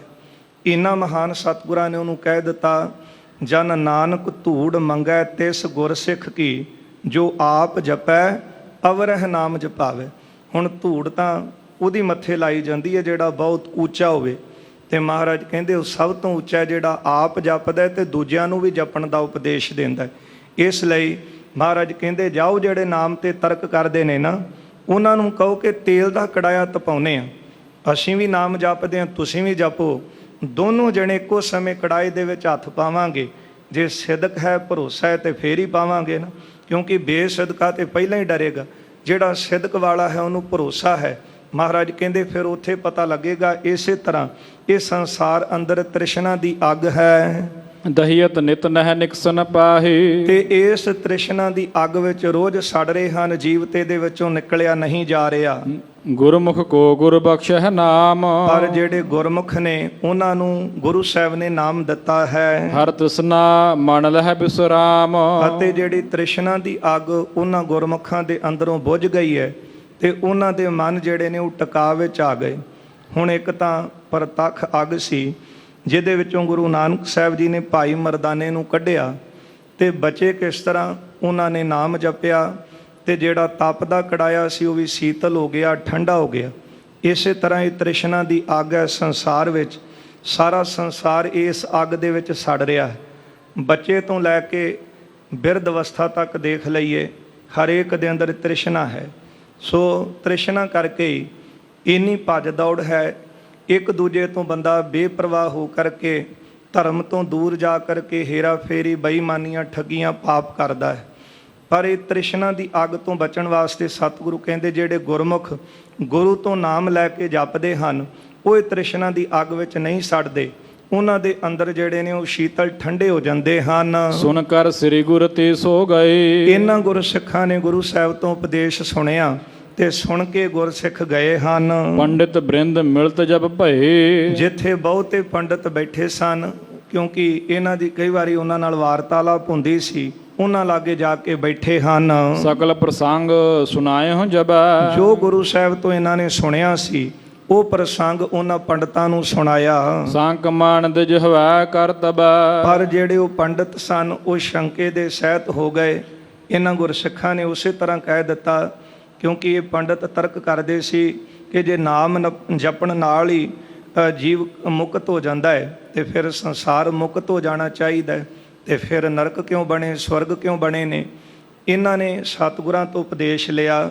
ਮਹਾਰਾਜ ਨੇ ਕਿਹਾ ਕਿ ਪਾਰ ਉਤਾਰਾ ਉਸੇ ਦਾ ਹੋਇਆ ਜਿਹਨੇ ਨਾਮ ਦੇ ਉੱਤੇ ਭਰੋਸਾ ਰੱਖਿਆ ਹੈ। ਤੇ ਸਤਿਗੁਰੂ ਕਹਿੰਦੇ ਫਿਰ ਤੁਹਾਨੂੰ ਜੇ ਭਰੋਸਾ ਹੈ ਨਾ, ਤੇ ਉਹਨਾਂ ਨੂੰ ਜਾ ਕੇ ਕਹੋ ਕਿ ਆਪਾਂ ਤੇਲ ਦਾ ਕੜਾਇਆ ਤਪਾ ਲੈਨੇ ਆ, ਤੇ ਅਸੀਂ ਵੀ ਹੱਥ ਪਾਉਂਦੇ ਹਾਂ, ਤੁਸੀਂ ਵੀ ਪਾਓ। ਤੇ ਜਿਹੜਾ ਸਿਦਕ ਵਾਲਾ ਹੋਵੇਗਾ ਉਹ ਪਾਵੇਗਾ ਤੇ ਬਚੇਗਾ ਵੀ ਉਹੋ ਹੀ। ਇਹਨਾਂ ਨੇ ਉਸੇ ਤਰ੍ਹਾਂ ਜਾ ਕੇ ਇਹਨਾਂ ਨੂੰ ਕਿਹਾ, ਪਰ ਜਿਹੜੇ ਬੇਸਿਦਕੇ ਸਨ, ਜਿਹੜੇ ਇਕੱਲੇ ਨਾਮ ਨੂੰ ਮੂੰਹੋਂ ਜਪਦੇ ਸਨ ਪਰ ਭਰੋਸਾ ਨਹੀਂ ਸੀ, ਗੱਲਾਂ ਕਰਦੇ ਸਨ ਸਿਦਕ ਨਹੀਂ ਸੀ, ਉਹ ਜਿਹੜੇ ਸਨ ਮਨ ਵਿੱਚ ਸ਼ੰਕੇ ਦੇ ਸਹਿਤ ਹੋ ਗਏ। ਇਹ ਜਿਹੜੇ ਪੰਡਿਤ ਸਨ ਫਿਰ ਉਹਨਾਂ ਨੇ ਸ਼ੰਕਾ ਮੰਨਿਆ ਕਿ ਇਸ ਤਰ੍ਹਾਂ ਕਿੱਦਾਂ ਹੋ ਸਕਦਾ ਹੈ ਕਿ ਤੇਲ ਵਿੱਚ ਹੱਥ ਪਾਈਏ ਤੇ ਸੜੀਏ ਨਾ। ਪਰ ਜਿਹੜੇ ਗੁਰਸਿੱਖ ਸਨ ਉਹਨਾਂ ਨੂੰ ਭਰੋਸਾ ਸੀ, ਉਹਨਾਂ ਨੇ ਕਹਿ ਦਿੱਤਾ ਸੀ ਤੁਹਾਨੂੰ ਹੁਣੇ ਨਾਮ ਦਾ ਪ੍ਰਤਾਪ ਦੱਸ ਦਿੰਨੇ ਆ। ਕੂਰੇ ਭਏ ਹਾਥ ਨਹਿ ਘਾਲਾ। ਪਰ ਜਦੋਂ ਇਹ ਪੰਡਿਤ ਤਰਕ ਕਰਨ ਵਾਲੇ ਸ਼ੰਕੇ ਦੇ ਸਹਿਤ ਹੋਏ, ਉਸ ਵੇਲੇ ਝੂਠੇ ਪਏ ਤੇ ਉਸ ਕੜਾਈ ਵਿੱਚ ਹੱਥ ਨਾ ਪਾ ਸਕੇ। ਹਿਮ ਸਤਿਗੁਰ ਪ੍ਰਤਾਪ ਵਿਸਾਲਾ। ਇਸ ਤਰ੍ਹਾਂ ਸਤਿਗੁਰੂ ਜੀ ਨੇ ਨਾਮ ਦਾ ਪ੍ਰਤਾਪ ਦੱਸ ਦਿੱਤਾ। ਵੈਸੇ ਨਾਮ ਦੇ ਨਾਲ ਤੇ ਤ੍ਰਿਸ਼ਨਾ ਦੀ ਅੱਗ ਬੁਝਦੀ ਹੈ, ਅੰਤਰੀਵ ਜਿਹੜੇ ਦੁੱਖ ਨੇ ਉਹ ਕੱਟੇ ਜਾਂਦੇ ਨੇ, ਪਰ ਬਾਹਰਮੁਖੀ ਜੀਵਨ ਵੀ ਦੇਖੀਏ ਤੇ ਉਹ ਸਤਿਗੁਰੂ ਬਖਸ਼ਿਸ਼ ਕਰਦੇ ਹਨ। ਤੇ ਇਸੇ ਪ੍ਰਕਾਰ ਇਹਨਾਂ ਨੂੰ ਗੁਰੂ ਸਾਹਿਬ ਜੀ ਨੇ ਉਪਦੇਸ਼ ਦਿੱਤਾ ਹੈ। ਤਰਕ ਕਰਨ ਤੇ ਕੀਨ ਸਮਾਉਣਾ। ਤੇ ਜਿਹੜੇ ਤਰਕ ਕਰਦੇ ਸਨ ਉਹ ਚੁੱਪ ਧਾਰ ਗਏ। ਜਾਣੇ ਮਹਿਮਾ ਬੜ ਗੁਰ ਭਾਉਣਾ। ਇਹਨਾਂ ਨੇ ਜਾਣਿਆ ਕਿ ਗੁਰੂ ਨਾਨਕ ਸਾਹਿਬ ਜੀ ਦੇ ਘਰ ਦੀ ਮਹਿਮਾ ਬਹੁਤ ਵੱਡੀ ਹੈ। ਇੱਕ ਸਿੱਖ ਜੜੀਆ ਸਾਈਂ ਦਾਸ। ਇੱਕ ਸਿੱਖ ਭਾਈ ਜੜੀਆ ਤੇ ਸਾਈਂ ਦਾਸ। ਕਰ ਗੁਰ ਨਮੋ ਬੈਠ ਕਰ ਪਾਸ। ਇਹਨਾਂ ਨੇ ਗੁਰੂ ਸਾਹਿਬ ਨੂੰ ਨਮਸਕਾਰ ਕੀਤੀ ਹੈ, ਸਤਿਗੁਰਾਂ ਦੇ ਕੋਲ ਬੈਠ ਗਏ। ਹਾਥ ਜੋੜ ਅਰਦਾਸ ਬਖਾਨੀ। ਹੱਥ ਜੋੜ ਕੇ ਸਤਿਗੁਰਾਂ ਨੂੰ ਬੇਨਤੀ ਕਰਨ ਲੱਗੇ। ਮਹਿਬੋ ਸਿੱਖਨ ਸੇਵਾ ਠਾਨੀ। ਭਾਈ ਗੜੀਆ ਸਾਈਂ ਦਾਸ ਸਤਿਗੁਰਾਂ ਨੂੰ ਕਹਿੰਦੇ, ਮਹਾਰਾਜ ਅਸੀਂ ਸਿੱਖਾਂ ਦੀ ਸੇਵਾ ਕੀਤੀ ਹੈ। ਧਾਰਨ ਕਰਿਓ ਹਿਰਦੈ ਉਪਦੇਸ਼। ਜੋ ਆਪ ਜੀ ਨੇ ਉਪਦੇਸ਼ ਦਿੱਤਾ ਅਸੀਂ ਹਿਰਦੇ ਵਿੱਚ ਧਾਰਨ ਕੀਤਾ ਹੈ। ਸੇਵੋ ਤੁਮਰੇ ਚਰਨ ਹਮੇਸ਼। ਹਮੇਸ਼ਾ ਤੁਹਾਡੇ ਚਰਨਾਂ ਦੀ ਸੇਵਾ ਕਰਦੇ ਹਾਂ। ਤਉ ਸ਼ਬਦ ਸੁਣਬੇ ਕੇ ਕਾਲ। ਪਰ ਮਹਾਰਾਜ ਜਦੋਂ ਅਸੀਂ ਤੁਹਾਡਾ ਉਪਦੇਸ਼ ਸੁਣਨ ਲੱਗਦੇ ਹਾਂ ਉਸ ਸਮੇਂ ਨਹਿ ਮਨ ਠਹਿਰਤ ਚਪਲ ਵਿਸਾਲ। ਇਹ ਮਨ ਟਿਕਦਾ ਨਹੀਂ ਤੇ ਬੜਾ ਚੰਚਲ ਹੋ ਕੇ ਦੌੜਦਾ ਹੈ। ਆਪ ਕਹਿਓ ਮਨ ਕਰੋ ਇਕਾਗਰ। ਤੁਹਾਡਾ ਉਪਦੇਸ਼ ਹੈ ਕਿ ਤਾਂ ਇੱਥੇ ਬੈਠਾ ਕੁਝ ਸੁਣਿਆ ਪੜ੍ਹਿਆ ਲਿਖੇ ਵਿੱਚ ਪੈਂਦਾ ਹੈ। ਜੇ ਮਨ ਨੂੰ ਅਸੀਂ ਜੋੜ ਕੇ ਪੜ੍ਹੀਏ, ਇੱਕ ਲਿਵ ਲਾ ਕੇ ਪੜ੍ਹੀਏ, ਮਨ ਟਿਕਾ ਕੇ ਪੜ੍ਹੀਏ, ਸੁਣੀਏ। ਪਠੋ ਸੁਣੋ ਗੁਰ ਸ਼ਬਦ ਉਜਾਗਰ। ਇਹ ਮਹਾਰਾਜ ਆਪ ਜੀ ਦਾ ਉਪਦੇਸ਼ ਹੈ ਕਿ ਸਾਨੂੰ ਮਨ ਟਿਕਾ ਕੇ ਉਪਦੇਸ਼ ਨੂੰ ਸੁਣਨਾ ਤੇ ਪੜ੍ਹਨਾ ਚਾਹੀਦਾ ਹੈ। ਸੁਣ ਸ੍ਰੀ ਮੁਖ ਤੇ ਯਤਨ ਬਤਾਇਓ। ਇਹਨਾਂ ਦੀ ਬੇਨਤੀ ਸੁਣੀ ਹੈ ਗੁਰੂ ਸਾਹਿਬ ਜੀ ਨੇ ਤੇ ਇਹਨਾਂ ਨੂੰ ਉਪਦੇਸ਼ ਦਿੱਤਾ ਹੈ। ਮਨ ਗਤ ਕੋ ਅਬ ਤੋ ਲਖ ਪਾਇਓ। ਮਹਾਰਾਜ ਕਹਿੰਦੇ ਗੁਰ ਸਿੱਖੋ ਭਲਾ ਹੈ ਤੁਹਾਨੂੰ ਮਨ ਦੀ ਅਵਸਥਾ ਬਾਰੇ ਪਤਾ ਲੱਗ ਗਿਆ। ਇਹ ਤਾਂ ਕਈ ਜਨਮ ਲੰਘ ਜਾਂਦੇ ਨੇ ਤੇ ਇਹਦੀ ਖੇਡ ਬਾਰੇ ਹੀ ਨਹੀਂ ਗਿਆਨ ਹੁੰਦਾ। ਸੋ ਉਸ ਵੇਲੇ ਗੁਰੂ ਸਾਹਿਬ ਸੱਚੇ ਪਾਤਸ਼ਾਹ ਜੀ ਨੇ ਇਹਨਾਂ ਨੇ ਬੇਨਤੀ ਇਹ ਕੀਤੀ ਸੀ ਕਿ ਮਹਾਰਾਜ ਕਿਰਪਾ ਕਰਕੇ ਦੱਸੋ ਕਿ ਅਸੀਂ ਸੇਵਾ ਵੀ ਕਰਦੇ ਹਾਂ, ਸੰਗਤ ਵੀ ਕਰਦੇ, ਪਰ ਤੁਹਾਡਾ ਉਪਦੇਸ਼ ਹੈ ਮਨ ਟਿਕਾ ਕੇ ਉਪਦੇਸ਼ ਨੂੰ ਪੜ੍ਹਿਆ ਤੇ ਸੁਣਿਆ ਜਾਵੇ। ਤੇ ਮਹਾਰਾਜ ਜਦੋਂ ਅਸੀਂ ਕੁਝ ਪੜ੍ਹਦੇ ਤੇ ਸੁਣਦੇ ਹਾਂ ਤੇ ਮਨ ਬਹੁਤ ਚੰਚਲ ਹੈ, ਇਹ ਦੌੜਨ ਲੱਗਦਾ ਹੈ। ਤੇ ਮਹਾਰਾਜ ਕਿਸ ਤਰ੍ਹਾਂ ਕਰੀਏ? ਸਤਿਗੁਰੂ ਕਹਿੰਦੇ ਗੁਰ ਸਿੱਖੋ ਭਲਾ ਹੈ ਜੇ ਤੁਹਾਨੂੰ ਇਹ ਗੱਲ ਸਮਝ ਵਿੱਚ ਪੈ ਗਈ ਕਿ ਮਨ ਵੀ ਕੋਈ ਚੀਜ਼ ਹੈ, ਮਨ ਦੀ ਦੌੜ ਬਾਰੇ ਪਤਾ ਲੱਗ ਗਿਆ, ਮਨ ਦੇ ਤੁਹਾਨੂੰ ਟਿਕਾ ਬਾਰੇ ਪਤਾ ਲੱਗਾ ਕਿ ਮਨ ਕਿਸ ਤਰ੍ਹਾਂ ਚੰਚਲ ਹੋ ਕਰਕੇ ਖਿੰਡਦਾ ਕਿਸ ਤਰ੍ਹਾਂ ਹੈ। ਨਹੀਂ ਤਾਂ ਕਈ ਵਾਰੀ ਰੋਗ ਉਦੋਂ ਜਿਹੜਾ ਹੈ ਉਹ ਬਹੁਤਾ ਦੁਖਦਾਈ ਹੋ ਜਾਂਦਾ ਹੈ, ਮੌਤ ਤੱਕ ਬੰਦੇ ਨੂੰ ਲੈ ਜਾਂਦਾ ਜਦੋਂ ਉਹਦੇ ਬਾਰੇ ਪਤਾ ਹੀ ਨਾ ਲੱਗੇ ਕਿ ਸਰੀਰ ਦੇ ਅੰਦਰ ਰੋਗ ਕਿਹੜਾ ਸੀ। ਪਰ ਹੁਣ ਜੇ ਰੋਗ ਪਤਾ ਲੱਗ ਗਿਆ ਨਾ ਤੇ ਫਿਰ ਉਹਦਾ ਇਲਾਜ ਵੀ ਜਿਹੜਾ ਹੈ ਬੰਦਾ ਚਾਹੁੰਦਾ ਮੈਂ ਕਰਾਂ, ਤੇ ਫਿਰ ਹੌਲੀ ਹੌਲੀ ਉਹਦਾ ਇਲਾਜ ਕੀਤਿਆਂ ਉਹ ਰੋਗ ਤੋਂ ਨਿਵਰਤੀ ਮਿਲ ਜਾਂਦੀ, ਤੰਦਰੁਸਤੀ ਮਿਲਦੀ। ਇਸੇ ਤਰ੍ਹਾਂ ਮਨ ਬਾਰੇ ਪਤਾ ਲੱਗ ਗਿਆ ਕਿ ਮਨ ਟਿਕ ਨਹੀਂ ਰਿਹਾ, ਮਨ ਦੌੜ ਰਿਹਾ ਹੈ, ਇਹ ਮਨ ਚੰਚਲ ਹੈ। ਟਿਕਾ ਕਿ ਨਹੀਂ ਜਾਣ ਸਭ ਲੀਨੋ। ਇਹ ਤੁਸੀਂ ਜਾਣ ਲਿਆ ਕਿ ਟਿਕਿਆ ਹੈ ਕਿ ਨਹੀਂ। ਇਹ ਸਬਿਦ ਕੋ ਪੂਰਬ ਨਹਿ ਚੀਨੋ। ਇਸ ਗੱਲ ਨੂੰ ਤੁਸੀਂ ਹਲੇ ਪਹਿਲਾਂ ਨਹੀਂ ਸੀ ਜਾਣਦੇ। ਜਾਣਿਆ ਕਦੋਂ? ਜਦੋਂ ਸੰਗਤ ਵਿੱਚ ਆਏ ਆ, ਫਿਰ ਪਤਾ ਲੱਗਾ ਕਿ ਮਨ ਦੀ ਦੌੜ ਕਿੰਨੀ, ਮਨ ਕਿਸ ਤਰ੍ਹਾਂ ਭੱਜ ਰਿਹਾ, ਤ੍ਰਿਸ਼ਨਾ ਕਿਸ ਤਰ੍ਹਾਂ ਸਾੜ ਰਹੀ, ਲੋਭ ਕਿਸ ਤਰ੍ਹਾਂ ਸਾਨੂੰ ਤੰਗ ਕਰ ਰਿਹਾ, ਕਾਮ ਹੈ ਕੀ। ਨਹੀਂ ਤਾਂ ਪਹਿਲਾਂ ਤੇ ਪਤਾ ਹੀ ਨਹੀਂ ਸੀ ਕਿ ਇਹ ਵਿਕਾਰ ਜਿਹੜੇ ਨੇ ਇੰਨੇ ਦੁਖਦਾਈ ਹਨ, ਪਰ ਇਹਨਾਂ ਬਾਰੇ ਹੁਣ ਪਤਾ ਲੱਗਾ। ਮਹਾਰਾਜ ਕਹਿੰਦੇ ਵੀ ਭਲਾ ਹੈ ਕਿ ਤੁਹਾਨੂੰ ਪਤਾ ਲੱਗ ਗਿਆ ਕਿ ਮਨ ਦੀ ਖੇਡ ਕੀ ਹੈ, ਮਨ ਟਿਕਿਆ ਹੈ ਕਿ ਨਹੀਂ ਟਿਕਿਆ, ਇਹਦੇ ਬਾਰੇ ਪਤਾ ਲੱਗਾ ਹੈ। ਜਬ ਮਨ ਜਾਏ ਕਿਤਹਿ ਲਖ ਪਾਵੋ। ਜਦੋਂ ਮਨ ਕਿਤੇ ਬਾਹਰ ਦੌੜਦਾ ਹੈ ਤੁਸੀਂ ਇਹ ਜਾਣਦੇ ਹੋ, ਤੁਹਾਨੂੰ ਪਤਾ ਲੱਗਦਾ ਹੈ। ਤਬ ਤਿਸ ਮਿਥਿਆ ਵਸਤ ਦਿਖਾਵੋ। ਫਿਰ ਇਹ ਮਨ ਨੂੰ ਨਾ ਇਹ ਵਸਤੂਆਂ ਜਿੱਧਰ ਵੀ ਮਨ ਦੌੜੇ ਤੇ ਉਹ ਝੂਠੀਆਂ ਦਿਖਾਓ। ਮਨ ਨੂੰ ਇਹ ਦੱਸੋ ਕਿ ਦੌੜ ਕਿੱਧਰ ਰਿਹਾ ਹੈ, ਕਿਹੜੀ ਵਸਤੂ ਦੀ ਪ੍ਰਾਪਤੀ ਲਈ ਤੂੰ ਇੰਨੀ ਦੌੜ ਲਾਈ ਹੈ। ਇਹ ਤਾਂ ਹੈ ਹੀ ਝੂਠੀਆਂ। ਜੇ ਕਿਸੇ ਪਦਾਰਥ ਵੱਲ ਦੌੜ ਰਿਹਾ ਹੈ ਤੇ ਦੱਸੋ ਕਿ ਫਲਾਣੇ ਕੋਲ ਵੀ ਇਹ ਪਦਾਰਥ ਸੀ, ਉਹਦੇ ਕੋਲ ਕਿਹੜਾ ਹੁਣ ਹੈ। ਜੇ ਅਹੁਦੇ ਵੱਲ ਦੌੜਿਆ ਤੇ ਫਿਰ ਇਹ ਦੇਖੋ ਕਿ ਜਿਨ੍ਹਾਂ ਦੇ ਅਹੁਦੇ ਖੁੱਸ ਗਏ ਉਹਨਾਂ ਵੱਲ ਵੀ ਦੇਖੋ। ਜੇ ਧਨ ਵੱਲ ਦੌੜਿਆ ਤੇ ਅੱਜ ਉਹ ਲੋਕ ਜਿਨ੍ਹਾਂ ਨੇ ਬਹੁਤ ਪਾਪ ਕੀਤੇ ਨੇ ਉਹ ਕੰਗਾਲ ਹੋ ਕੇ ਬੈਠੇ, ਉਹਨਾਂ ਵੱਲ ਵੀ ਦੇਖੋ। ਇਹ ਦੱਸੋ ਮਨ ਨੂੰ ਕਿ ਵਸਤੂਆਂ ਸੱਚੀਆਂ ਨਹੀਂ ਨੇ। ਆ ਕਿੰਨੀ ਕਿੰਨੀ ਸੰਪਤੀ ਲੋਕ ਬਣਾ ਕੇ ਬੈਠੇ ਸੀ, ਪਰ ਇੱਕੋ ਪਾਣੀ ਦਾ ਰੋੜ ਆਇਆ ਤੇ ਉਹਨੇ ਸਾਰਾ ਕੁਝ ਵਹਾ ਕੇ ਨਾਲ ਲੈ ਗਿਆ। ਇਹ ਸਾਹਮਣੇ ਤਾਂ ਦਿਖ ਰਿਹਾ ਹੈ, ਜੇ ਸੱਚਾ ਹੁੰਦਾ ਤਾਂ ਫਿਰ ਜਾਂਦਾ ਕਿਉਂ। ਇਹ ਹੈ ਝੂਠਾ ਸੀ। ਮਹਾਰਾਜ ਕਹਿੰਦੇ ਜਦੋਂ ਮਨ ਦੌੜਨ ਲੱਗੇ, ਇਹ ਨਹੀਂ ਇਹਦਾ ਮਤਲਬ ਕਿ ਕਿਰਤ ਸਿੱਖ ਨੇ ਕਰਨੀ ਨਹੀਂ, ਕੋਈ ਕਾਰੋਬਾਰ ਨਹੀਂ ਕਰਨਾ, ਪਰ ਮਹਾਰਾਜ ਕਹਿੰਦੇ ਨੇ ਤੂੰ ਧਰਮੀ ਬਣ ਕੇ ਆਪਣੀ ਕਿਰਤ ਕਰ ਤੇ ਫਿਰ ਤੇਰੇ ਅੰਦਰ ਸੰਤੋਖ ਆਵੇ, ਫਿਰ ਤੇਰਾ ਮਨ ਤ੍ਰਿਪਤ ਹੋ ਜਾਵੇ, ਰੱਜ ਜਾਵੇ, ਤੇ ਫਿਰ ਨਾਮ ਜਪੇ ਤੇ ਉਹਦਾ ਫਿਰ ਸਵਾਦ ਹੀ ਵੱਖਰਾ ਹੈ। ਕਿਉਂ? ਜਦੋਂ ਮਨ ਜਿਹੜਾ ਰੱਜ ਗਿਆ ਪਦਾਰਥਾਂ ਤੋਂ, ਇਹ ਪ੍ਰਤੀਤ ਹੋਣ ਲੱਗਾ ਕਿ ਇਹ ਤਾਂ ਪਦਾਰਥ ਝੂਠੇ ਸੀ, ਤੇ ਹੁਣ ਜਿਹੜਾ ਮੈਂ ਨਾਮ ਜਪ ਰਿਹਾ, ਸੰਗਤ ਕਰ ਰਿਹਾ, ਸੇਵਾ ਕਰ ਰਿਹਾ, ਇਹ ਸੱਚੀ ਹੈ। ਕਿਉਂਕਿ ਇਹ ਕੀਤੀ ਹੋਈ ਕਮਾਈ ਪਰਲੋਕ ਵਿੱਚ ਕੰਮ ਆਉਣੀ ਹੈ। ਤੇ ਫਿਰ ਮਹਾਰਾਜ ਕਹਿੰਦੇ ਭਲਾ ਹੈ ਗੁਰਸਿੱਖੋ, ਜਦੋਂ ਮਨ ਦੌੜਨ ਲੱਗੇ ਕਿਤੇ ਬਾਹਰ, ਤੇ ਇਹਨੂੰ ਜਿਹੜੇ ਪਦਾਰਥ ਵੱਲ ਦੌੜ ਰਿਹਾ ਹੈ ਇਹਨੂੰ ਝੂਠਾ ਦਿਖਾਵੋ ਕਿ ਇਹ ਸੱਚਾ ਨਹੀਂ ਹੈ। ਜਿਹੜੇ ਧਨ ਪਿੱਛੇ ਤੂੰ ਦੌੜ ਰਿਹਾ, ਰਾਤ ਕਾਰਨ ਧਨ ਸੰਚੀਆ ਭਲਕੇ ਚੱਲਣ ਹੋਏ। ਇੱਕ ਰਾਤ ਵਾਸਤੇ ਤੂੰ ਇੰਨਾ ਪਾਪ ਕਰ ਰਿਹਾ, ਤੇ ਬੰਦੇ ਨੂੰ ਪਤਾ ਹੋਵੇ ਕਿ ਮੈਂ ਇੱਕ ਰਾਤ ਇੱਥੇ ਠਹਿਰਨਾ, ਤੇ ਉਹ ਬੰਦਾ ਤੇ ਬਹੁਤਾ ਜ਼ੁਲਮ ਕਰੇਗਾ ਹੀ ਨਹੀਂ। ਹੁਣ ਕਈ ਵਾਰੀ ਪਤਾ ਲੱਗ ਜਾਂਦਾ ਬੰਦੇ ਨੇ ਥੋੜ੍ਹੀ ਜਿਹੀ ਸੈਰ ਕਰਨੀ, ਯਾਤਰਾ ਕਰਨੀ, ਸਫ਼ਰ ਕਰਨਾ, ਤੇ ਕਈ ਵਾਰੀ ਬੰਦਾ ਕਹਿੰਦਾ ਕਿ ਚਲੋ ਸੀਟ ਨਹੀਂ ਵੀ ਮਿਲੀ ਖਲੋ ਕੇ ਕਰ ਲੈਂਦੇ ਆ, ਆਪਾਂ ਕਿਹੜਾ ਇੱਥੇ ਸਦਾ ਹੀ ਰਹਿਣਾ। ਪਰ ਜੇ ਸਫ਼ਰ ਲੰਬਾ ਹੋਵੇ ਤੇ ਫਿਰ ਬੰਦਾ ਆਪਣੀ ਸੀਟ ਦਾ ਯਤਨ ਕਰਦਾ ਹੈ। ਇਸੇ ਤਰ੍ਹਾਂ ਇਹ ਸੰਸਾਰ ਦੀ ਇੱਕ ਯਾਤਰਾ ਹੈ। ਜਦੋਂ ਇਹ ਪਤਾ ਲੱਗ ਗਿਆ ਕਿ ਇੱਥੇ ਕੋਈ ਪਤਾ ਨਹੀਂ, ਜਾਂ ਤੇ ਆਪਾਂ ਲਿਖਾ ਕੇ ਆਏ ਆ ਕਿ ਇੰਨਾ ਸਮਾਂ ਬੈਠਣਾ, ਤੇ ਫਿਰ ਤੇ ਬੰਦਾ ਜੋ ਮਰਜ਼ੀ ਕਰੇ। ਪਰ ਮਹਾਰਾਜ ਤਾਂ ਕਹਿੰਦੇ ਨੇ ਇੱਕ ਖੇਣ ਦਾ ਨਹੀਂ ਪਤਾ, ਆਈ ਆਗਿਆ ਫਿਰਹੋਂ ਬੁਲਾਇਆ, ਨਾ ਧਨ ਪੁੱਛੀ ਨਾ ਮਤਾ ਪਕਾਇਆ। ਹਰ ਕੰਮ ਲਈ ਸਲਾਹ ਹੈ, ਪਰ ਜਦੋਂ ਮੌਤ ਦਾ ਫਰਿਸ਼ਤਾ ਆਉਣਾ, ਉਹਨੇ ਪੁੱਛ ਕੇ ਨਹੀਂ ਆਉਣਾ, ਉਹਨੇ ਸਲਾਹ ਕਰਕੇ ਨਹੀਂ ਆਉਣਾ, ਉਹਨੇ ਦੱਸ ਕੇ ਨਹੀਂ ਆਉਣਾ। ਇਸ ਲਈ ਗੁਰਦੇਵ ਕਹਿੰਦੇ ਜਦੋਂ ਮਨ ਦੌੜੇ, ਇਹਨੂੰ ਪਦਾਰਥ ਜਿਹੜੇ ਨੇ ਉਹ ਝੂਠੇ ਦਿਖਾਓ ਕਿ ਕਿੱਧਰ ਦੌੜ ਰਿਹਾ ਮਨਾ, ਇਹ ਤਾਂ ਸਾਰਾ ਝੂਠ ਦਾ ਪਸਾਰਾ ਹੈ। ਤੂੰ ਟਿਕ, ਤੂੰ ਚੰਚਲ ਨਾ ਬਣ। ਬਾਹੁਰ ਮੋਰ ਕਰ ਸ਼ਬਦ ਮਿਲਾਵੋ। ਫਿਰ ਮਹਾਰਾਜ ਕਹਿੰਦੇ ਮਨ ਨੂੰ ਮੋੜੋ ਤੇ ਫਿਰ ਗੁਰੂ ਦੇ ਉਪਦੇਸ਼ ਵੱਲ ਲਿਜਾਓ। ਇਹ ਉਪਦੇਸ਼ ਵਿੱਚ ਵੀ ਉਦੋਂ ਟਿਕਦਾ ਹੈ ਜਦੋਂ ਇਹ ਪ੍ਰਤੀਤ ਹੋ ਜਾਵੇ ਕਿ ਇਹ ਸਭ ਕੁਝ ਮਿਥਿਆ ਹੈ, ਜੋ ਕੁਝ ਵੀ ਦਿਸ ਰਿਹਾ ਹੈ। ਮਹਾਰਾਜ ਕਹਿੰਦੇ ਇੱਥੋਂ ਤੱਕ ਇਹ ਪਾਣੀ, ਇਹ ਅੱਗ, ਇਹ ਆਕਾਸ਼, ਇਹ ਸੂਰਜ, ਇਹ ਚੰਦਰਮਾ, ਇਹ ਸਾਰਾ ਕੁਝ ਹੈ ਤਾਂ ਨਾਸ਼ਵੰਤੀ। ਫਿਰ ਘਟੰਤ ਰੂਪੰ ਘਟੰਤ ਦੀਪੰ ਘਟੰਤ ਰਵ ਸਸੀਰ ਸੂਰ ਨਖੇਤਰ ਗਗਨ। ਇਸ ਲਈ ਮਹਾਰਾਜ ਕਹਿੰਦੇ ਨੇ ਇਹ ਝੂਠੇ ਦਿਖਾਓ ਇਹ ਮਨ ਨੂੰ, ਤੇ ਫਿਰ ਸ਼ਬਦ ਵੱਲ ਇਸ ਮਨ ਨੂੰ ਲਿਆਵੋ। ਜੇ ਚੱਲ ਜਾਵੇ ਫਿਰ ਹਟਾਵੋ। ਜੇ ਮਨ ਦੌੜੇ, ਕਿਉਂਕਿ ਇਹਦੀ ਸਪੀਡ ਬੜੀ, ਬੰਦਾ ਇੱਥੇ ਬੈਠਾ ਹੈ, ਇਹ ਉੱਡ ਕੇ ਕਿਤੇ ਦਾ ਕਿਤੇ ਹੈ। ਕਬੂ ਜੀੜਾ ਊਬ ਚੜ੍ਹਤਾ ਕਬੂ ਜਾਏ ਪਿਆਲੇ, ਲੋਭੀ ਜੀੜਾ ਥਿਰ ਨਾ ਰਹਿਤ ਹੈ ਚਾਰੇ ਕੁੰਡਾਂ ਪਾਲੇ। ਇਸ ਲਈ ਇਹਨੂੰ ਫਿਰ ਮੋੜ ਕੇ ਲਿਆਓ ਗੁਰੂ ਸ਼ਬਦ ਵੱਲ, ਉਪਦੇਸ਼ ਵੱਲ। ਜਿਮ ਅਰੀਅਲ ਅਸ ਕੋ ਸਵਾਰ। ਇਹ ਸਮਝੋ ਕਿ ਜਿਸ ਤਰ੍ਹਾਂ ਅੜੀਅਲ ਘੋੜਾ ਹੁੰਦਾ ਹੈ, ਅੜੀਅਲ ਘੋੜਾ ਜਿਹੜਾ ਮੂੰਹ ਜ਼ੋਰ, ਇੱਕ ਤਾਂ ਹੁੰਦਾ ਹੈ ਕਿ ਜਿਹੜਾ ਘੋੜਾ ਬੜਾ ਸਮਝਦਾਰ ਹੈ, ਆਪਣੇ ਮਾਲਕ ਦੇ ਇਸ਼ਾਰੇ ਨਾਲ ਚੱਲਣ ਵਾਲਾ। ਇੱਕ ਘੋੜਾ ਹੁੰਦਾ ਮੂੰਹ ਜ਼ੋਰ, ਅੜੀਅਲ ਘੋੜਾ, ਤੇ ਫਿਰ ਉਹਦੇ ਉੱਤੇ ਜਿਹੜਾ ਸਵਾਰੀ ਕਰਦਾ ਹੈ, ਸੁਨੈ ਸੁਨੈ ਤਹਿ ਅਗਰ ਦਿਖਾਰ। ਉਸ ਘੋੜੇ ਨੂੰ ਫਿਰ ਹੌਲੀ ਹੌਲੀ ਉਹ ਵਸ ਵਿੱਚ ਲਿਆਂਦਾ ਹੈ, ਵਸ ਵਿੱਚ ਲਿਆ ਕੇ ਹੌਲੀ ਹੌਲੀ ਸਵਾਰ ਉਹਨੂੰ ਤੋਰਦਾ ਹੈ। ਮੋਰ ਬਾਹੁਰ ਬਾਗਨ ਕੋ ਫੇਰਾ। ਫਿਰ ਜਦੋਂ ਹੋਰ ਪਾਸੇ ਦੌੜਨ ਲੱਗਦਾ ਤੇ ਫਿਰ ਉਹਦੀਆਂ ਵਾਗਾਂ ਤੋਂ ਫੜ ਕੇ ਉਹਨੂੰ ਮੋੜ ਕੇ ਉਹਦੇ ਰਸਤੇ ਤੇ ਤੋਰਦਾ ਹੈ। ਫੇਰ ਫੇਰ ਨਿਜ ਮਰਜੀ ਪ੍ਰੇਰਾ। ਬਾਰ-ਬਾਰ ਉਹਨੂੰ ਆਪਣੀ ਮਰਜ਼ੀ ਦੇ ਵਿੱਚ ਲਿਆਂਦਾ ਹੈ, ਤੇ ਜਦੋਂ ਫਿਰ ਉਹ ਟਿਕਾ ਵਿੱਚ ਆ ਜਾਵੇ ਤੇ ਫਿਰ ਅਸਵਾਰ ਉਹਨੂੰ ਆਪਣੀ ਮਰਜ਼ੀ ਨਾਲ ਚਲਾਉਂਦਾ ਹੈ।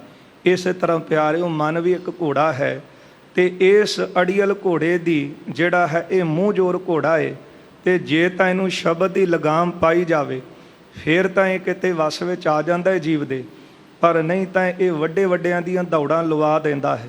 ਇਸ ਲਈ ਮਹਾਰਾਜ ਕਹਿੰਦੇ ਜਦੋਂ ਸਵਾਰ ਦੇ ਵਸ ਵਿੱਚ ਆਉਂਦਾ ਹੈ ਅੜੀਅਲ ਘੋੜਾ, ਮੂੰਹ ਜ਼ੋਰ ਘੋੜਾ, ਫਿਰ ਉਹਨੂੰ ਆਪਣੇ ਹੁਕਮ ਦੇ ਵਿੱਚ ਚਲਾਉਂਦਾ ਹੈ। ਕਰਹਿ ਸੁਦਾ ਸਰ ਹਿਤ ਕੋ ਦਾਹਾ। ਇਸੇ ਤਰ੍ਹਾਂ ਗੁਰਦੇਵ ਕਹਿੰਦੇ ਹਨ ਕਿ ਕਰਹਿ ਸੁਧਾਰਨ ਹਿਤ ਕੋ ਦੈ ਹੈ, ਹਿਤ ਦੇ ਕਰਕੇ ਫਿਰ ਇਹਨੂੰ ਸੁਧਾਰੀਏ, ਇਸ ਮਨ ਨੂੰ ਸਵਾਰੀਏ। ਅਜੈ ਤਰਾਸ ਤਰਾਹੇ ਉਪਜੈ ਹੈ। ਜੇ ਫਿਰ ਅੜੇ ਮਨ ਨਹੀਂ ਮੰਨਦਾ, ਫਿਰ ਮਹਾਰਾਜ ਕਹਿੰਦੇ ਨੂੰ ਤਰਾਸ ਡਰ ਦਿਖਾਈਏ ਕਿ ਅੱਗੇ ਵੇਖ ਲੈ ਕਿੰਨੇ ਕਿੰਨੇ ਭਿਆਨਕ ਜਿਹੜੇ ਹਨ ਉਹ ਸਜ਼ਾਵਾਂ ਮਿਲਣਗੀਆਂ ਤੈਨੂੰ। ਜੇ ਤੂੰ ਨਾਮ ਨਹੀਂ ਜਪੇਂਗਾ ਤੇ ਫਿਰ ਚੋਟਾਂ ਇੱਥੋਂ ਤੁਰਨ ਲੱਗਿਆਂ ਹੀ ਵੱਜਣ ਲੱਗ ਪੈਂਦੀਆਂ ਨੇ। ਉਹ ਤਾਂ ਅਗਲੀ ਗੱਲ ਹੈ। ਜਿਹੜੇ ਨਾਮ ਤੋਂ ਦੂਰ ਜਾਂਦੇ ਨੇ, ਫਿਰ ਮਹਾਰਾਜ ਕਹਿੰਦੇ ਲੋਕ ਵਿੱਚ ਵੀ ਉਹਨਾਂ ਦਾ ਹਾਲ ਦੇਖ ਲਓ, ਉਹਨਾਂ ਦਾ ਬੁਰਾ ਹੀ ਹੁੰਦਾ ਹੈ। ਜਿੰਨਾ ਚਿਰ ਫੁੱਲ ਪਾਣੀ ਵਿੱਚ ਹੈ ਉਹਨਾਂ ਚਿਰ ਉਹਨੂੰ ਖੜਾਵਟ ਮਿਲਦੀ ਹੈ, ਸੁਗੰਧੀ ਉਹਦੀ ਸਾਰੇ ਲੈਂਦੇ ਨੇ। ਬਸ ਜਦੋਂ ਪਾਣੀ ਤੋਂ ਵਿਛੋੜਾ ਪਿਆ ਕਮਲ ਦਾ ਤੇ ਉਹ ਮੁਰਝਾ ਜਾਂਦਾ ਹੈ। ਇਸੇ ਤਰ੍ਹਾਂ ਮਹਾਰਾਜ ਕਹਿੰਦੇ ਨੇ ਜੇ ਮਨ ਨਾ ਟਿਕੇ ਨਾ, ਇਹਨੂੰ ਫਿਰ ਡਰ ਦਿਖਾਓ ਕਿ ਖਸਮ ਵਿਸਾਰ ਕੀਏ ਰਸ ਭੋਗ, ਸੁਖ ਸੁਪਨੈ ਨਹੀਂ ਤਨ ਮੈਂ ਰੋਗ, ਜੈ ਤਨ ਬਾਣੀ ਵਿਸਰ ਜਾਏ ਜਿਉ ਪੱਕਾ ਰੋਗੀ ਵਿਲ ਲਾਏ। ਇਸ ਮਨ ਨੂੰ ਡਰ ਦਿਖਾਵੋ ਕਿ ਪਰਲੋਕ ਵਿੱਚ ਭਾਰੀ ਸਜ਼ਾਵਾਂ ਪਾਵੇਂਗਾ। ਇਸ ਬਿਦ ਫੇਰ ਫੇਰ ਮਨ ਜੋਰ ਆਹੋ। ਇਸ ਤਰ੍ਹਾਂ ਮਨ ਨੂੰ ਫੇਰ ਦੁਬਾਰਾ ਪ੍ਰੇਰ ਕੇ ਗੁਰ ਸ਼ਬਦ ਵੱਲ ਲਿਆਵੋ ਤੇ ਸ਼ਬਦ ਵਿੱਚ ਜੋੜ ਲਾਓ। ਸੁਧ ਹੋਏ ਲੈ ਸਵਾਦ ਨਾ ਮੋਰੋ। ਜੇ ਮਨ ਸ਼ੁੱਧ ਪਵਿੱਤਰ ਹੋ ਜਾਵੇ ਤੇ ਫਿਰ ਨਾਮ ਜਪਣ ਦਾ ਸਵਾਦ ਹੀ ਵੱਖਰਾ ਹੈ। ਫਿਰ ਹਲੇ ਤਾਂ ਆਪਾਂ ਕਹਿੰਦੇ ਆ ਕਿ ਉਹ ਰਸ ਨਹੀਂ ਆ ਰਿਹਾ। ਜਿਹੜਾ ਰਸ ਬ੍ਰਹਮ ਗਿਆਨੀ ਨੂੰ ਇੱਕ ਵਾਰੀ ਵਾਹਿਗੁਰੂ ਕਹਿਣ ਨਾਲ ਆਉਂਦਾ ਹੈ ਨਾ, ਉਹ ਰਸ ਭਗਤ ਸਾਹਿਬ ਜੀ ਕਹਿੰਦੇ ਨੇ ਕਹਿਣ ਕਥਨ ਤੋਂ ਪਰੇ। ਕਹੋ ਕਬੀਰ ਗੂੰਗੇ ਗੁੜ ਖਾਇਆ, ਪੁੱਛੇ ਤਉ ਕਿਆ ਕਹੀਏ। ਪਰ ਆਵੇਗਾ ਕਦੋਂ? ਜਦੋਂ ਇਹ ਰਸ ਤੋਂ ਮਨ ਉਪਰਾਮ ਹੋ ਜਾਵੇ, ਜਦੋਂ ਮਨ ਪਵਿੱਤਰ ਹੋ ਜਾਵੇ, ਜਦੋਂ ਇਹ ਸ਼ੁੱਧ ਸਰੂਪ ਹੋ ਜਾਵੇ, ਫਿਰ ਮਹਾਰਾਜ ਕਹਿੰਦੇ ਇਹਨੂੰ ਰਸ ਆਉਣ ਲੱਗ ਪੈਂਦਾ ਹੈ। ਸੁਣ ਗੁਰ ਤੇ ਕੀ ਨਸਬਿਦ ਤਾਸੀ। ਇਹਨਾਂ ਗੁਰ ਸਿੱਖਾਂ ਨੇ ਗੁਰੂ ਸਾਹਿਬ ਤੋਂ ਉਪਦੇਸ਼ ਸੁਣ ਕੇ ਉਸੇ ਤਰ੍ਹਾਂ ਕੀਤਾ ਹੈ। ਸਨੇ ਸਨੇ ਮਨ ਬਸ ਹੋਏ ਜੈਸੀ। ਹੌਲੀ ਹੌਲੀ ਸ਼ਬਦ ਦੀ ਕਮਾਈ ਕਰਨ ਦੇ ਨਾਲ ਇਹ ਮਨ ਵਸ ਵਿੱਚ ਆਇਆ। ਆਪਾ ਨਹਿ ਜਨਾਏ ਗੁਰ ਆਗੇ। ਫਿਰ ਮਹਾਰਾਜ ਕਹਿੰਦੇ ਜਦੋਂ ਮਨ ਵਸ ਵਿੱਚ ਆਵੇ ਨਾ ਤੇ ਗੁਰੂ ਅੱਗੇ ਆ ਕੇ ਆਪਾਂ ਨਾ ਜਣਾਉਣ ਲੱਗ ਪਈ। ਠੀਕ ਹੈ, ਤੂੰ ਸਿੱਧੇ ਮਾਰਗ ਤੇ ਤੁਰ ਪਿਆ ਤੇ ਫਿਰ ਹੁਣ ਕੁਝ ਗਿਆਨ ਸੁਣਿਆ ਪੜ੍ਹਿਆ ਸੀ ਕਿਹਦੇ ਵਾਸਤੇ? ਆਪਣੇ ਮਨ ਨੂੰ ਸਮਝਾਉਣ ਵਾਸਤੇ। ਜਿਹੜਾ ਮਾੜੇ ਪਾਸੇ ਤੁਰ ਰਿਹਾ ਸੀ ਉਹਨੂੰ ਵੀ ਕਹਿ ਦਿੱਤਾ ਕਿ ਭਲਿਆ ਮਨੁੱਖਾ ਜਨ ਬੜਾ ਕੀਮਤੀ ਆ, ਸੰਗਤ ਵਿੱਚ ਚਲੀ ਉੱਥੇ ਜਾ ਕੇ ਸਫਲਾ ਕਰ ਲਈਏ। ਪਰ ਕਿਤੇ ਗੁਰੂ ਨੂੰ ਆ ਕੇ ਨਾ ਸਮਝਾਉਣ ਲੱਗ ਪਈ ਕਿ ਉਹ ਗੱਲਾਂ ਬਹੁਤ ਪੁਰਾਣੀਆਂ ਸੀ ਤੇ ਹੁਣ ਨਵਾਂ ਜ਼ਮਾਨਾ ਆ ਗਿਆ, ਹੁਣ ਇਸ ਤਰ੍ਹਾਂ ਕਰਨਾ ਚਾਹੀਦਾ। ਹੁਣ ਨਾਮ ਦੀ ਲੋੜ ਨਹੀਂ, ਹੁਣ ਅੰਮ੍ਰਿਤ ਦੀ ਕੀ ਲੋੜ ਹੈ, ਹੁਣ ਸ਼ਸਤਰਾਂ ਦੀ ਕਕਾਰਾਂ ਦੀ ਕੀ ਲੋੜ ਹੈ। ਇਸ ਤਰ੍ਹਾਂ ਨਾ ਕਰੀ। ਜਿਸ ਤਰ੍ਹਾਂ ਗੁਰੂ ਕਲਗੀਧਰ ਸਾਹਿਬ ਮਹਾਰਾਜ ਦੇ ਸਾਹਮਣੇ ਜਦੋਂ ਚੌਧਰੀ ਆਏ ਸਲਾਹਾਂ ਦੇਣ ਲੱਗੇ, ਮਹਾਰਾਜ ਕਹਿੰਦੇ ਗੁਰੂ ਬਣ ਕੇ ਆਏ ਕਿ ਸਿੱਖ? ਕਹਿੰਦੇ ਮਹਾਰਾਜ ਸਿੱਖ। ਤੇ ਫਿਰ ਗੁਰੂ ਸਾਹਿਬ ਕਹਿੰਦੇ ਸਿੱਖੋ, ਗੁਰੂ ਨਾ ਬਣੋ। ਇਸ ਲਈ ਗੁਰੂ ਸਾਹਿਬ ਜੀ ਕਹਿੰਦੇ ਨੇ ਜੇ ਮਨ ਸ਼ੁੱਧ ਹੋ ਜਾਵੇ ਨਾ, ਪਵਿੱਤਰ ਹੋ ਜਾਵੇ, ਨਾਮ ਦਾ ਰਸ ਆਉਣ ਲੱਗੇ ਤੇ ਫਿਰ ਹੰਕਾਰ ਨਹੀਂ ਕਰੀਦਾ। ਗੁਰੂ ਅੱਗੇ ਆ ਕੇ ਕਦੇ ਆਪਣਾ ਆਪ ਨਹੀਂ ਜਣਾਈਦਾ। ਇੱਥੇ ਤੇ ਆ ਕੇ ਅਬ ਹਮ ਚਲੀ ਠਾਕੁਰ ਪੈ ਹਾਰ, ਜਬ ਹਮ ਸ਼ਰਨ ਪ੍ਰਭੂ ਕੀ ਆਈ, ਰਾਖ ਪ੍ਰਭੂ ਭਾਵੇਂ ਮਾਰ। ਇੱਥੇ ਆ ਕੇ ਕਦੇ ਆਪਾਂ ਨਹੀਂ ਜਣਾਉਣਾ। ਨਿਸ ਦਿਨ ਰਹੇ ਸੇਵ ਮਹਿ ਲਾਗੇ। ਦਿਨ ਰਾਤ ਸੇਵਾ ਵਿੱਚ ਲੱਗੋ, ਕਿਉਂਕਿ ਜੇ ਮਨ ਪਵਿੱਤਰ ਹੋਣ ਲੱਗ ਪਿਆ, ਰਸ ਆਉਣ ਲੱਗ ਪਿਆ, ਜੇ ਸੇਵਾ ਵਿੱਚ ਲੱਗਾਂਗੇ ਤੇ ਰਸ ਦੂਣਾ ਹੋ ਜਾਵੇਗਾ। ਤੇ ਜੇ ਕਿਤੇ ਮਾੜੀ ਸੰਗਤ ਮਿਲ ਗਈ ਤੇ ਫਿਰ ਬਣਿਆ ਬਣਾਇਆ ਜੀਵਨ ਵੀ ਜਿਹੜਾ ਹੈ ਉਹ ਜੀਵਨ ਖਰਾਬ ਹੋਣ ਲੱਗ ਪੈਂਦਾ, ਬਰਬਾਦ ਹੋ ਜਾਂਦਾ। ਇਸ ਲਈ ਮਹਾਰਾਜ ਕਹਿੰਦੇ ਜੇ ਪਵਿੱਤਰ ਹੋਵੇ ਫਿਰ ਮਨ ਨੂੰ ਰਸ ਆਉਂਦਾ ਹੈ, ਤੇ ਜੇ ਰਸ ਆਉਣ ਲੱਗ ਪਏ ਫਿਰ ਇਸ ਰਸ ਨੂੰ ਦੂਣਾ ਕਰੇ। ਜਦੋਂ ਬੰਦਾ ਕੋਈ ਕਮਾਈ ਕਰ ਲੇ ਤੇ ਇਹ ਥੋੜ੍ਹੀ ਕਹਿੰਦਾ ਕਿ ਇਹਨੂੰ ਮੈਂ ਹੁਣ ਉਜਾੜਦਾ, ਖਤਮ ਕਰਦਾ। ਸਿਆਣੇ ਤਾਂ ਇਸੇ ਤਰ੍ਹਾਂ ਕਰਦੇ ਨੇ, ਜਿੰਨਾ ਕੁ ਪੈਸਾ ਕਮਾਇਆ ਕਹਿੰਦੇ ਦੂਣਾ ਕਰ ਲਈਏ, ਫਿਰ ਉਹਨੂੰ ਚੌਣਾ ਕਰ ਲਈਏ, ਫਿਰ 10 ਗੁਣਾ ਵਧਾ ਲਈਏ। ਹਰੇਕ ਬੰਦੇ ਦੀ ਇਹ ਸੋਚ ਹੁੰਦੀ। ਇਸੇ ਤਰ੍ਹਾਂ ਮਹਾਰਾਜ ਕਹਿੰਦੇ ਜੇ ਮਨ ਵਿੱਚ ਰਸ ਆਵੇ ਬਾਣੀ ਦਾ, ਸਿਮਰਨ ਦਾ, ਫਿਰ ਸੇਵਾ ਕਰਕੇ ਇਸ ਰਸ ਨੂੰ ਹੋਰ ਵਧਾਵੇ। ਇਮ ਸ੍ਰੀ ਗੁਰ ਅੰਮ੍ਰਿਤਸਰ ਮਾਹੀ। ਇਸ ਤਰ੍ਹਾਂ ਗੁਰੂ ਅਰਜਨ ਦੇਵ ਸਾਹਿਬ ਸੱਚੇ ਪਾਤਸ਼ਾਹ ਜੀ ਸ਼੍ਰੀ ਅੰਮ੍ਰਿਤਸਰ ਦੇ ਵਿੱਚ ਸਿੱਖਣ ਕੋ ਉਪਦੇਸ਼ ਕਰਾਹੀ। ਆਈਆਂ ਸੰਗਤਾਂ ਨੂੰ, ਗੁਰਸਿੱਖਾਂ ਨੂੰ ਉਪਦੇਸ਼ ਦੇ ਰਹੇ ਨੇ। ਸਾਧ ਸੰਗਤ ਜੀ, ਆਪਾਂ ਜਿੰਨੇ ਗੁਰਸਿੱਖਾਂ ਦੇ ਨਾਮ ਸੁਣੇ ਪੜ੍ਹੇ ਹਨ, ਉਹਨਾਂ ਗੁਰਸਿੱਖਾਂ ਨੇ ਆ ਕੇ ਉਪਦੇਸ਼ ਦੀ ਜਾਚਨਾ ਕੀਤੀ ਤੇ ਗੁਰੂ ਸਾਹਿਬ ਨੇ ਤੁਰ ਉੱਠ ਕੇ ਉਹਨਾਂ ਨੂੰ ਉਪਦੇਸ਼ ਦਿੱਤਾ ਹੈ। ਤੇ ਹਰ ਰੋਜ਼ ਇਹ ਬੇਨਤੀ ਕਰੀਦੀ ਹੈ ਕਿ ਉਪਦੇਸ਼ ਕੱਲਾ ਉਹਨਾਂ ਲਈ ਉਸ ਸਮੇਂ ਵਾਸਤੇ ਨਹੀਂ ਸੀ, ਪਰ ਥਾਏ ਸਾਖੀ ਮਹਾਂਪੁਰਖ ਬੋਲਦੇ ਸਾਂਝੀ ਸਗਲ ਜਹਾਨੈ। ਕਿਸੇ ਪ੍ਰਥਾਏ ਉਪਦੇਸ਼ ਦਿੰਦੇ ਨੇ, ਪਰ ਉਪਦੇਸ਼ ਸਾਰੇ ਸੰਸਾਰ ਵਾਸਤੇ, ਭਲਾ ਕਰਨ ਵਾਸਤੇ, ਸੰਸਾਰ ਦੀ ਕਲਿਆਣ ਵਾਸਤੇ ਹੁੰਦਾ ਹੈ। ਕਿਉਂਕਿ ਸਾਹਿਬ ਮੇਰਾ ਨੀਤ ਨਵਾਂ। ਅੱਜ ਵੀ ਗੁਰੂ ਸਾਹਿਬ ਦੇ ਬਚਨ ਸਾਡੇ ਲਈ ਕਮਾਉਣ ਵਾਸਤੇ ਮਹਾਰਾਜ ਸਾਨੂੰ ਉਪਦੇਸ਼ ਦੇ ਰਹੇ ਨੇ।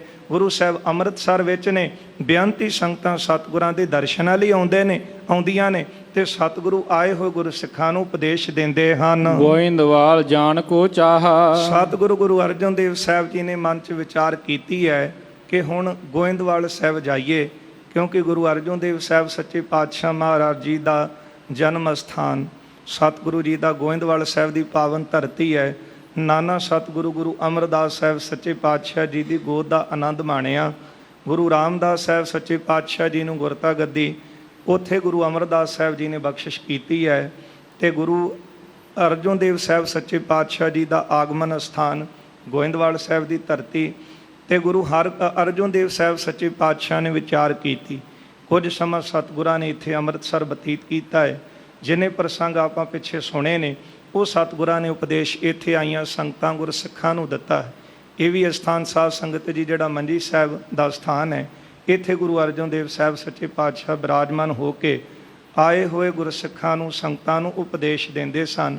ਬਾਹਰ ਲਿਖਿਆ ਹੋਇਆ ਮੰਜੀ ਸਾਹਿਬ ਅਸਥਾਨ 'ਤੇ 12 ਮਾਹਾਂ ਦੀ ਬਾਣੀ ਵੀ ਗੁਰੂ ਅਰਜਨ ਦੇਵ ਸਾਹਿਬ ਜੀ ਨੇ ਇੱਥੇ ਹੀ ਉਚਾਰਨ ਕੀਤੀ ਹੈ।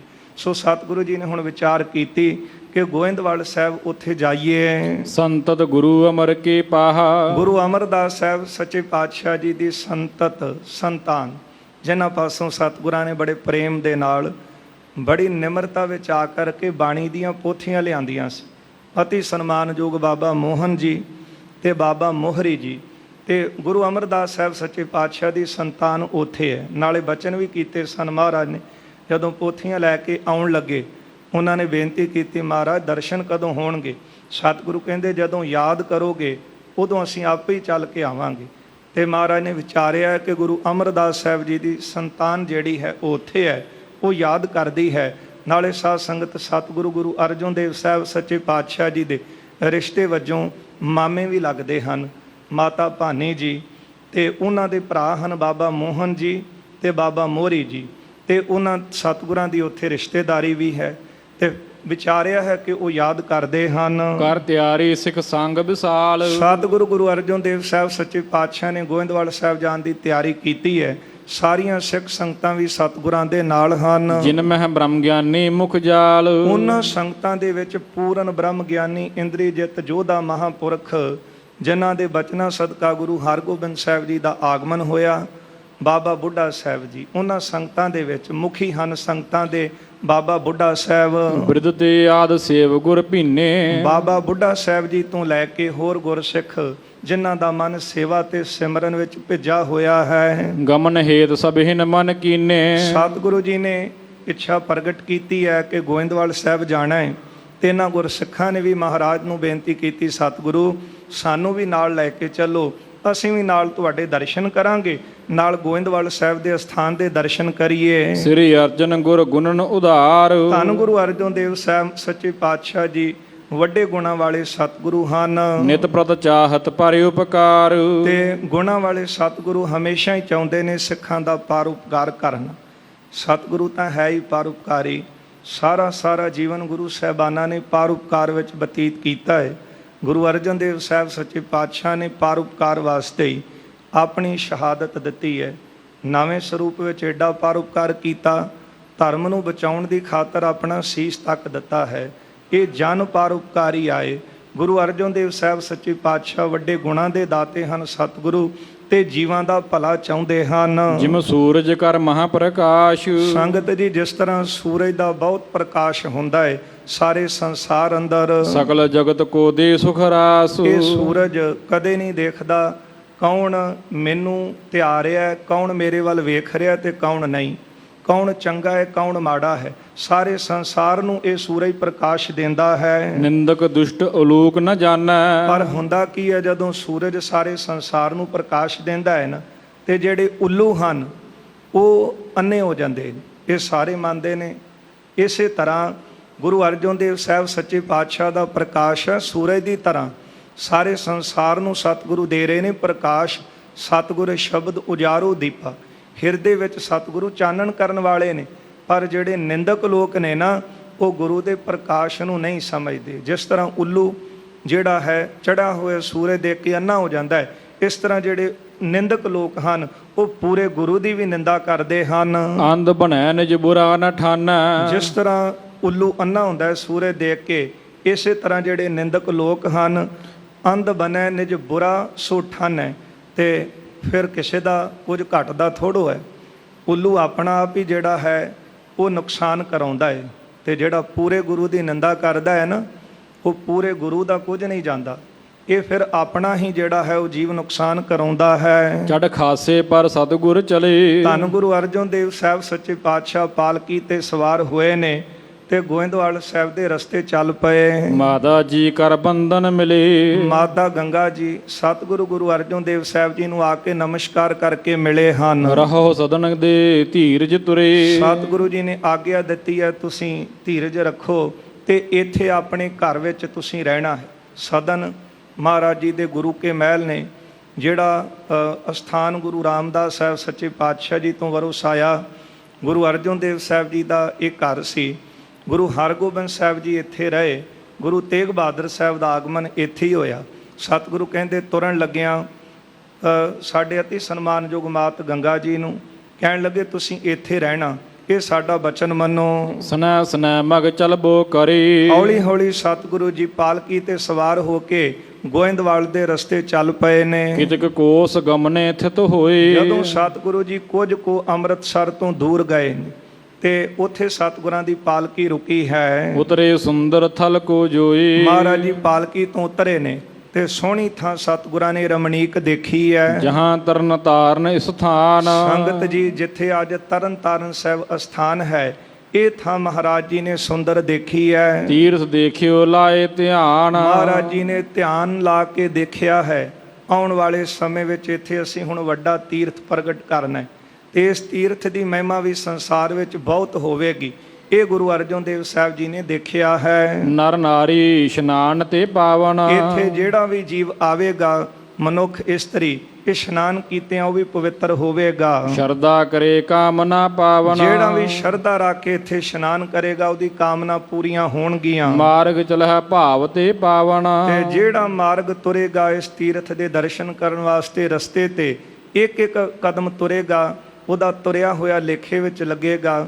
ਭਾਈ ਗੁਰਦਾਸ ਜੀ ਕਹਿੰਦੇ ਨੇ ਨਾ, ਚਰਨ ਸ਼ਰਨ ਗੁਰ ਏਕ ਪੈਂਡਾ ਜਾਏ ਚੱਲ ਸਤਿਗੁਰ ਕੋਟ ਪੈਂਡਾ ਆਗੇ ਹੋਏ ਲੈ ਤੈ। ਉਹਦੇ ਚਰਨ ਜਿਹੜੇ ਨੇ ਉਹ ਤੀਰਥ ਤੇ ਤੁਰਨ ਲੱਗਿਆਂ, ਗੁਰੂ ਯਾਤਰਾ ਕਰਨ ਲੱਗਿਆਂ, ਗੁਰੂ ਸਾਹਿਬ ਦੇ ਦਰਸ਼ਨ ਕਰਨ ਲੱਗਿਆਂ ਉਹ ਪਵਿੱਤਰ ਹੁੰਦੇ ਹਨ। ਮੁਟਹਿ ਰੋਗ ਗਨ ਆਨੰਦ ਪਾਵਨ। ਫਿਰ ਜਿਹੜਾ ਭਾਵਨਾ ਨਾਲ ਆ ਕੇ ਇੱਥੇ ਜੁੜੇਗਾ ਉਹਦੇ ਰੋਗ ਮਿਟਣਗੇ, ਉਹਦਾ ਤਨ ਮਨ ਪਵਿੱਤਰ ਹੋਵੇਗਾ। ਇਕ ਤੋਂ ਪਲਾ ਸੂਰਤ ਹੈ ਗ੍ਰਾਮ। ਸਾਧ ਸੰਗਤ ਇੱਥੇ ਪਹਿਲਾਂ ਨਗਰ ਵਸਦੇ ਸੀ। ਉਹ ਨਗਰ ਦੇ ਨਾਮ ਭਾਈ ਸਾਹਿਬ ਜੀ ਨੇ ਲਿਖੇ ਨੇ ਪਲਾਸੂਰ। ਇਹ ਇੱਕ ਨਗਰ ਇੱਥੇ ਵਸਦਾ ਸੀ। ਖਾਨਵਾਲ ਦੂਸਰ ਕੋ ਨਾਮ। ਅਤੇ ਦੂਜਾ ਨਗਰ ਇੱਥੇ ਵਸਦਾ ਸੀ ਖਾਨੋਵਾਲ, ਜਿੱਥੇ ਅੱਜ ਆਪਾਂ ਤਰਨ ਤਾਰਨ ਸਾਹਿਬ ਦਰਸ਼ਨ ਕਰਦੇ ਹਾਂ। ਇਹ ਪੁਰਾਣੇ ਸਮੇਂ ਦੇ ਨਗਰ ਇੱਥੇ ਵਸਦੇ ਸਨ। ਇੱਕ ਪਲਾਸੋਰ ਹੈ ਤੇ ਦੂਸਰਾ ਖਾਨੇਵਾਲ। ਇਨ ਤੇ ਆਦਿਕ ਗ੍ਰਾਮ ਜੇ ਔਰ। ਤੇ ਇਸ ਤਰ੍ਹਾਂ ਹੋਰ ਛੋਟੇ ਛੋਟੇ ਨਗਰ ਕੁਝ ਨੇੜੇ ਸਨ। ਲਰਤ ਪਰਸ ਪਰ ਰਹਿ ਤਿਸ ਠੌਰ। ਇਹ ਨਗਰ ਆਪਸ ਵਿੱਚ ਬਹੁਤ ਝਗੜਾ ਕਰਦੇ ਸਨ, ਬਹੁਤ ਲੜਦੇ ਸੀ। ਬਹੁ ਨਰਮ ਰਹਿ ਪਰਹਿ ਸੰਗਰਾਮ। ਜਦੋਂ ਵੱਡਾ ਜੰਗ ਹੋ ਜਾਂਦਾ ਸੀ, ਬਹੁਤੇ ਲੋਕਾਂ ਦੀ ਇੱਥੇ ਮੌਤ ਹੋ ਜਾਂਦੀ ਸੀ। ਜੰਗ ਦੇ ਵਿੱਚ ਇੱਕ ਦੂਜੇ ਨੂੰ ਮੌਤ ਦੇ ਘਾਟ ਉਤਾਰ ਦਿੰਦੇ ਸੀ। ਕਰਤੇ ਦੁਐਖ ਜਾਹੇ ਜਮ ਧਾਮ। ਤੇ ਈਰਖਾ ਵਸ ਹੋ ਕੇ ਮਰਦੇ ਸਨ ਤੇ ਜਮਾਂ ਦੇ ਘਰ ਨੂੰ ਜਾਂਦੇ ਸੀ। ਤਿਨ ਕੋ ਮਹਾ ਬਿਲੋਕਿਓ ਝੇਰਾ। ਇਹਨਾਂ ਦਾ ਵੱਡਾ ਝਗੜਾ ਸਤਿਗੁਰੂ ਗੁਰੂ ਅਰਜਨ ਦੇਵ ਸਾਹਿਬ ਜੀ ਨੇ ਦੇਖਿਆ। ਸ੍ਰੀ ਗੁਰੂ ਅਰਜਨ ਕੀ ਨਸ ਡੇਰਾ। ਧੰਨ ਗੁਰੂ ਅਰਜਨ ਦੇਵ ਸਾਹਿਬ ਜਾ ਰਹੇ ਸਨ ਗੋਇੰਦਵਾਲ ਸਾਹਿਬ। ਜਦੋਂ ਦੇਖਿਆ ਮਹਾਰਾਜ ਨੇ ਇਹਨਾਂ ਦਾ ਵੱਡਾ ਝਗੜਾ, ਈਰਖਾ ਵਸ ਹੋ ਕੇ ਝਗੜੇ ਕਰਦੇ ਨੇ ਤੇ ਆਪਸ ਵਿੱਚ ਮਰ ਮਰਾ ਰਹੇ ਨੇ, ਇਹਨਾਂ ਦਾ ਵੀ ਭਲਾ ਕਰਨ ਵਾਸਤੇ ਸਤਿਗੁਰੂ ਜੀ ਨੇ ਆਪਣਾ ਡੇਰਾ, ਜਿੱਥੇ ਅੱਜ ਤਰਨ ਤਾਰਨ ਅਸਥਾਨ ਹੈ, ਇੱਥੇ ਪਹਿਲਾਂ ਦੋ ਪਿੰਡ ਵੱਡੇ ਸਨ, ਖਾਨੋਵਾਲ, ਪਲਾਸੂਰ। ਉੱਥੇ ਮਹਾਰਾਜ ਗੁਰੂ ਅਰਜਨ ਦੇਵ ਸਾਹਿਬ ਜੀ ਨੇ ਡੇਰਾ ਕਰ ਲਿਆ। ਇਹਨਾਂ ਦਾ ਝਗੜਾ ਦੇਖਿਆ। ਸਤਿਗੁਰੂ ਤਾਂ ਹੈ ਹੀ ਪਰਉਪਕਾਰੀ, ਨਾਲੇ ਇਹਨਾਂ ਦਾ ਝਗੜਾ ਮੁੱਕੇਗਾ, ਨਾਲੇ ਇਹਨਾਂ ਨੂੰ ਬਹੁਤਾ ਧਨ ਦੇਵਾਂਗੇ, ਨਾਲੇ ਕੁਝ ਸਮਾਂ ਇਹਨਾਂ ਨੂੰ ਰੁਜ਼ਗਾਰ ਦੇਵਾਂਗੇ ਇੱਥੇ, ਤੇ ਫਿਰ ਇੱਥੇ ਵੱਡਾ ਤੀਰਥ ਪ੍ਰਗਟ ਕਰਾਂਗੇ। ਜਿਹੜੀਆਂ ਸੰਗਤਾਂ ਭਾਵਨਾ ਨਾਲ ਆਉਣਗੀਆਂ, ਸਰੋਵਰ 'ਚ ਇਸ਼ਨਾਨ ਕਰਨਗੀਆਂ, ਉਹਨਾਂ ਦੇ ਤਨ ਮਨ ਜਿਹੜੇ ਹਨ ਰੋਗ ਹੋਣਗੇ, ਅਰੋਗ ਹੋਣਗੇ, ਤੇ ਉਹਨਾਂ ਦਾ ਵੀ ਭਲਾ ਹੋਵੇਗਾ। ਲੋਕ ਸੁਖੀਏ ਪਰ ਲੋਕ ਸੁਹੇਲੇ ਹੋਣਗੇ। ਧੰਨ ਗੁਰੂ ਅਰਜਨ ਦੇਵ ਸਾਹਿਬ ਸੱਚੇ ਪਾਤਸ਼ਾਹ ਜੀ ਨੇ, ਸਾਧ ਸੰਗਤ ਜੀ, ਇਹ ਨਗਰ ਮੁੱਲ ਖਰੀਦਿਆ ਹੈ, ਕਿੰਨੀ ਰਕਮ ਉਤਾਰ ਕੇ ਖਰੀਦਿਆ, ਕਿੰਨਾਂ ਪਾਸੋਂ ਖਰੀਦਿਆ, ਇਹ ਵਿਚਾਰ ਆਪਾਂ ਕੱਲ੍ਹ ਦੇ ਦੀਵਾਨਾਂ 'ਚ ਸਰਵਣ ਕਰਾਂਗੇ। ਫਿਰ ਮਹਾਰਾਜ ਜੀ ਨੇ ਇੱਥੇ ਬਾਬਾ ਬੁੱਢਾ ਸਾਹਿਬ ਜੀ ਤੋਂ ਅਰਦਾਸ ਕਰਵਾ ਕੇ ਆਪ ਮਹਾਰਾਜ ਜੀ ਨੇ ਇੱਥੇ ਤੀਰਥ ਦਾ ਜਿਹੜਾ ਸੀ ਉਹ ਮੋਹਰੀ ਗੱਡੀ, ਸਰੋਵਰ ਦਾ ਟੱਕ ਸਤਿਗੁਰਾਂ ਨੇ ਹੱਥੀਂ ਲਾਇਆ। ਇਹ ਵਿਚਾਰ ਆਪਾਂ ਕੱਲ੍ਹ ਦੇ ਦੀਵਾਨਾਂ 'ਚ ਸਰਵਣ ਕਰਾਂਗੇ। ਭੁੱਲਾਂ ਚੁੱਕਾਂ ਦੀ ਖਿਮਾ ਕਰ ਦੇਣੀ ਜੀ, ਅੱਗੇ ਵਾਸਤੇ ਅਸੀਸ ਦੇਣੀ। ਅਰਦਾਸ ਕਰੀਏ ਗੁਰੂ ਚਰਨਾਂ ਵਿੱਚ, ਜੋ ਉਪਦੇਸ਼ ਸਤਿਗੁਰਾਂ ਨੇ ਬਖਸ਼ਿਆ ਹੈ ਉਹ ਉਪਦੇਸ਼ ਜੀਵਨ ਵਿੱਚ ਕਮਾ ਸਕੀਏ, ਲੋਕ ਸੁਖੀਏ ਪਰ ਲੋਕ ਸੁਹੇਲੇ ਹੋ ਸਕਣ। ਆਓ ਦੋ ਪੰਕਤੀਆਂ ਅਖੀਰਲੀਆਂ ਸਰਵਣ ਕਰੀਏ, ਇੱਥੇ ਫਤਿਹ ਬੁਲਾਈਏ ਜੀ। ਬਹੁ ਨਰ ਮਰਹਿ ਪਰਹੇ ਸੰਗਰਾਮ, ਕਰਤੇ ਦੁਐਖ ਜਾਹੇ ਜਮ ਧਾਮ। ਤਿਨ ਕੋ ਮਹਾ ਬਲੋਕਿਓ ਝੇਰਾ, ਸ਼੍ਰੀ ਗੁਰ ਅਰਜਨ ਕੀ ਨਸ ਡੇਰਾ। ਵਾਹਿਗੁਰੂ ਜੀ ਕਾ ਖਾਲਸਾ, ਵਾਹਿਗੁਰੂ ਜੀ ਕੀ ਫਤਿਹ।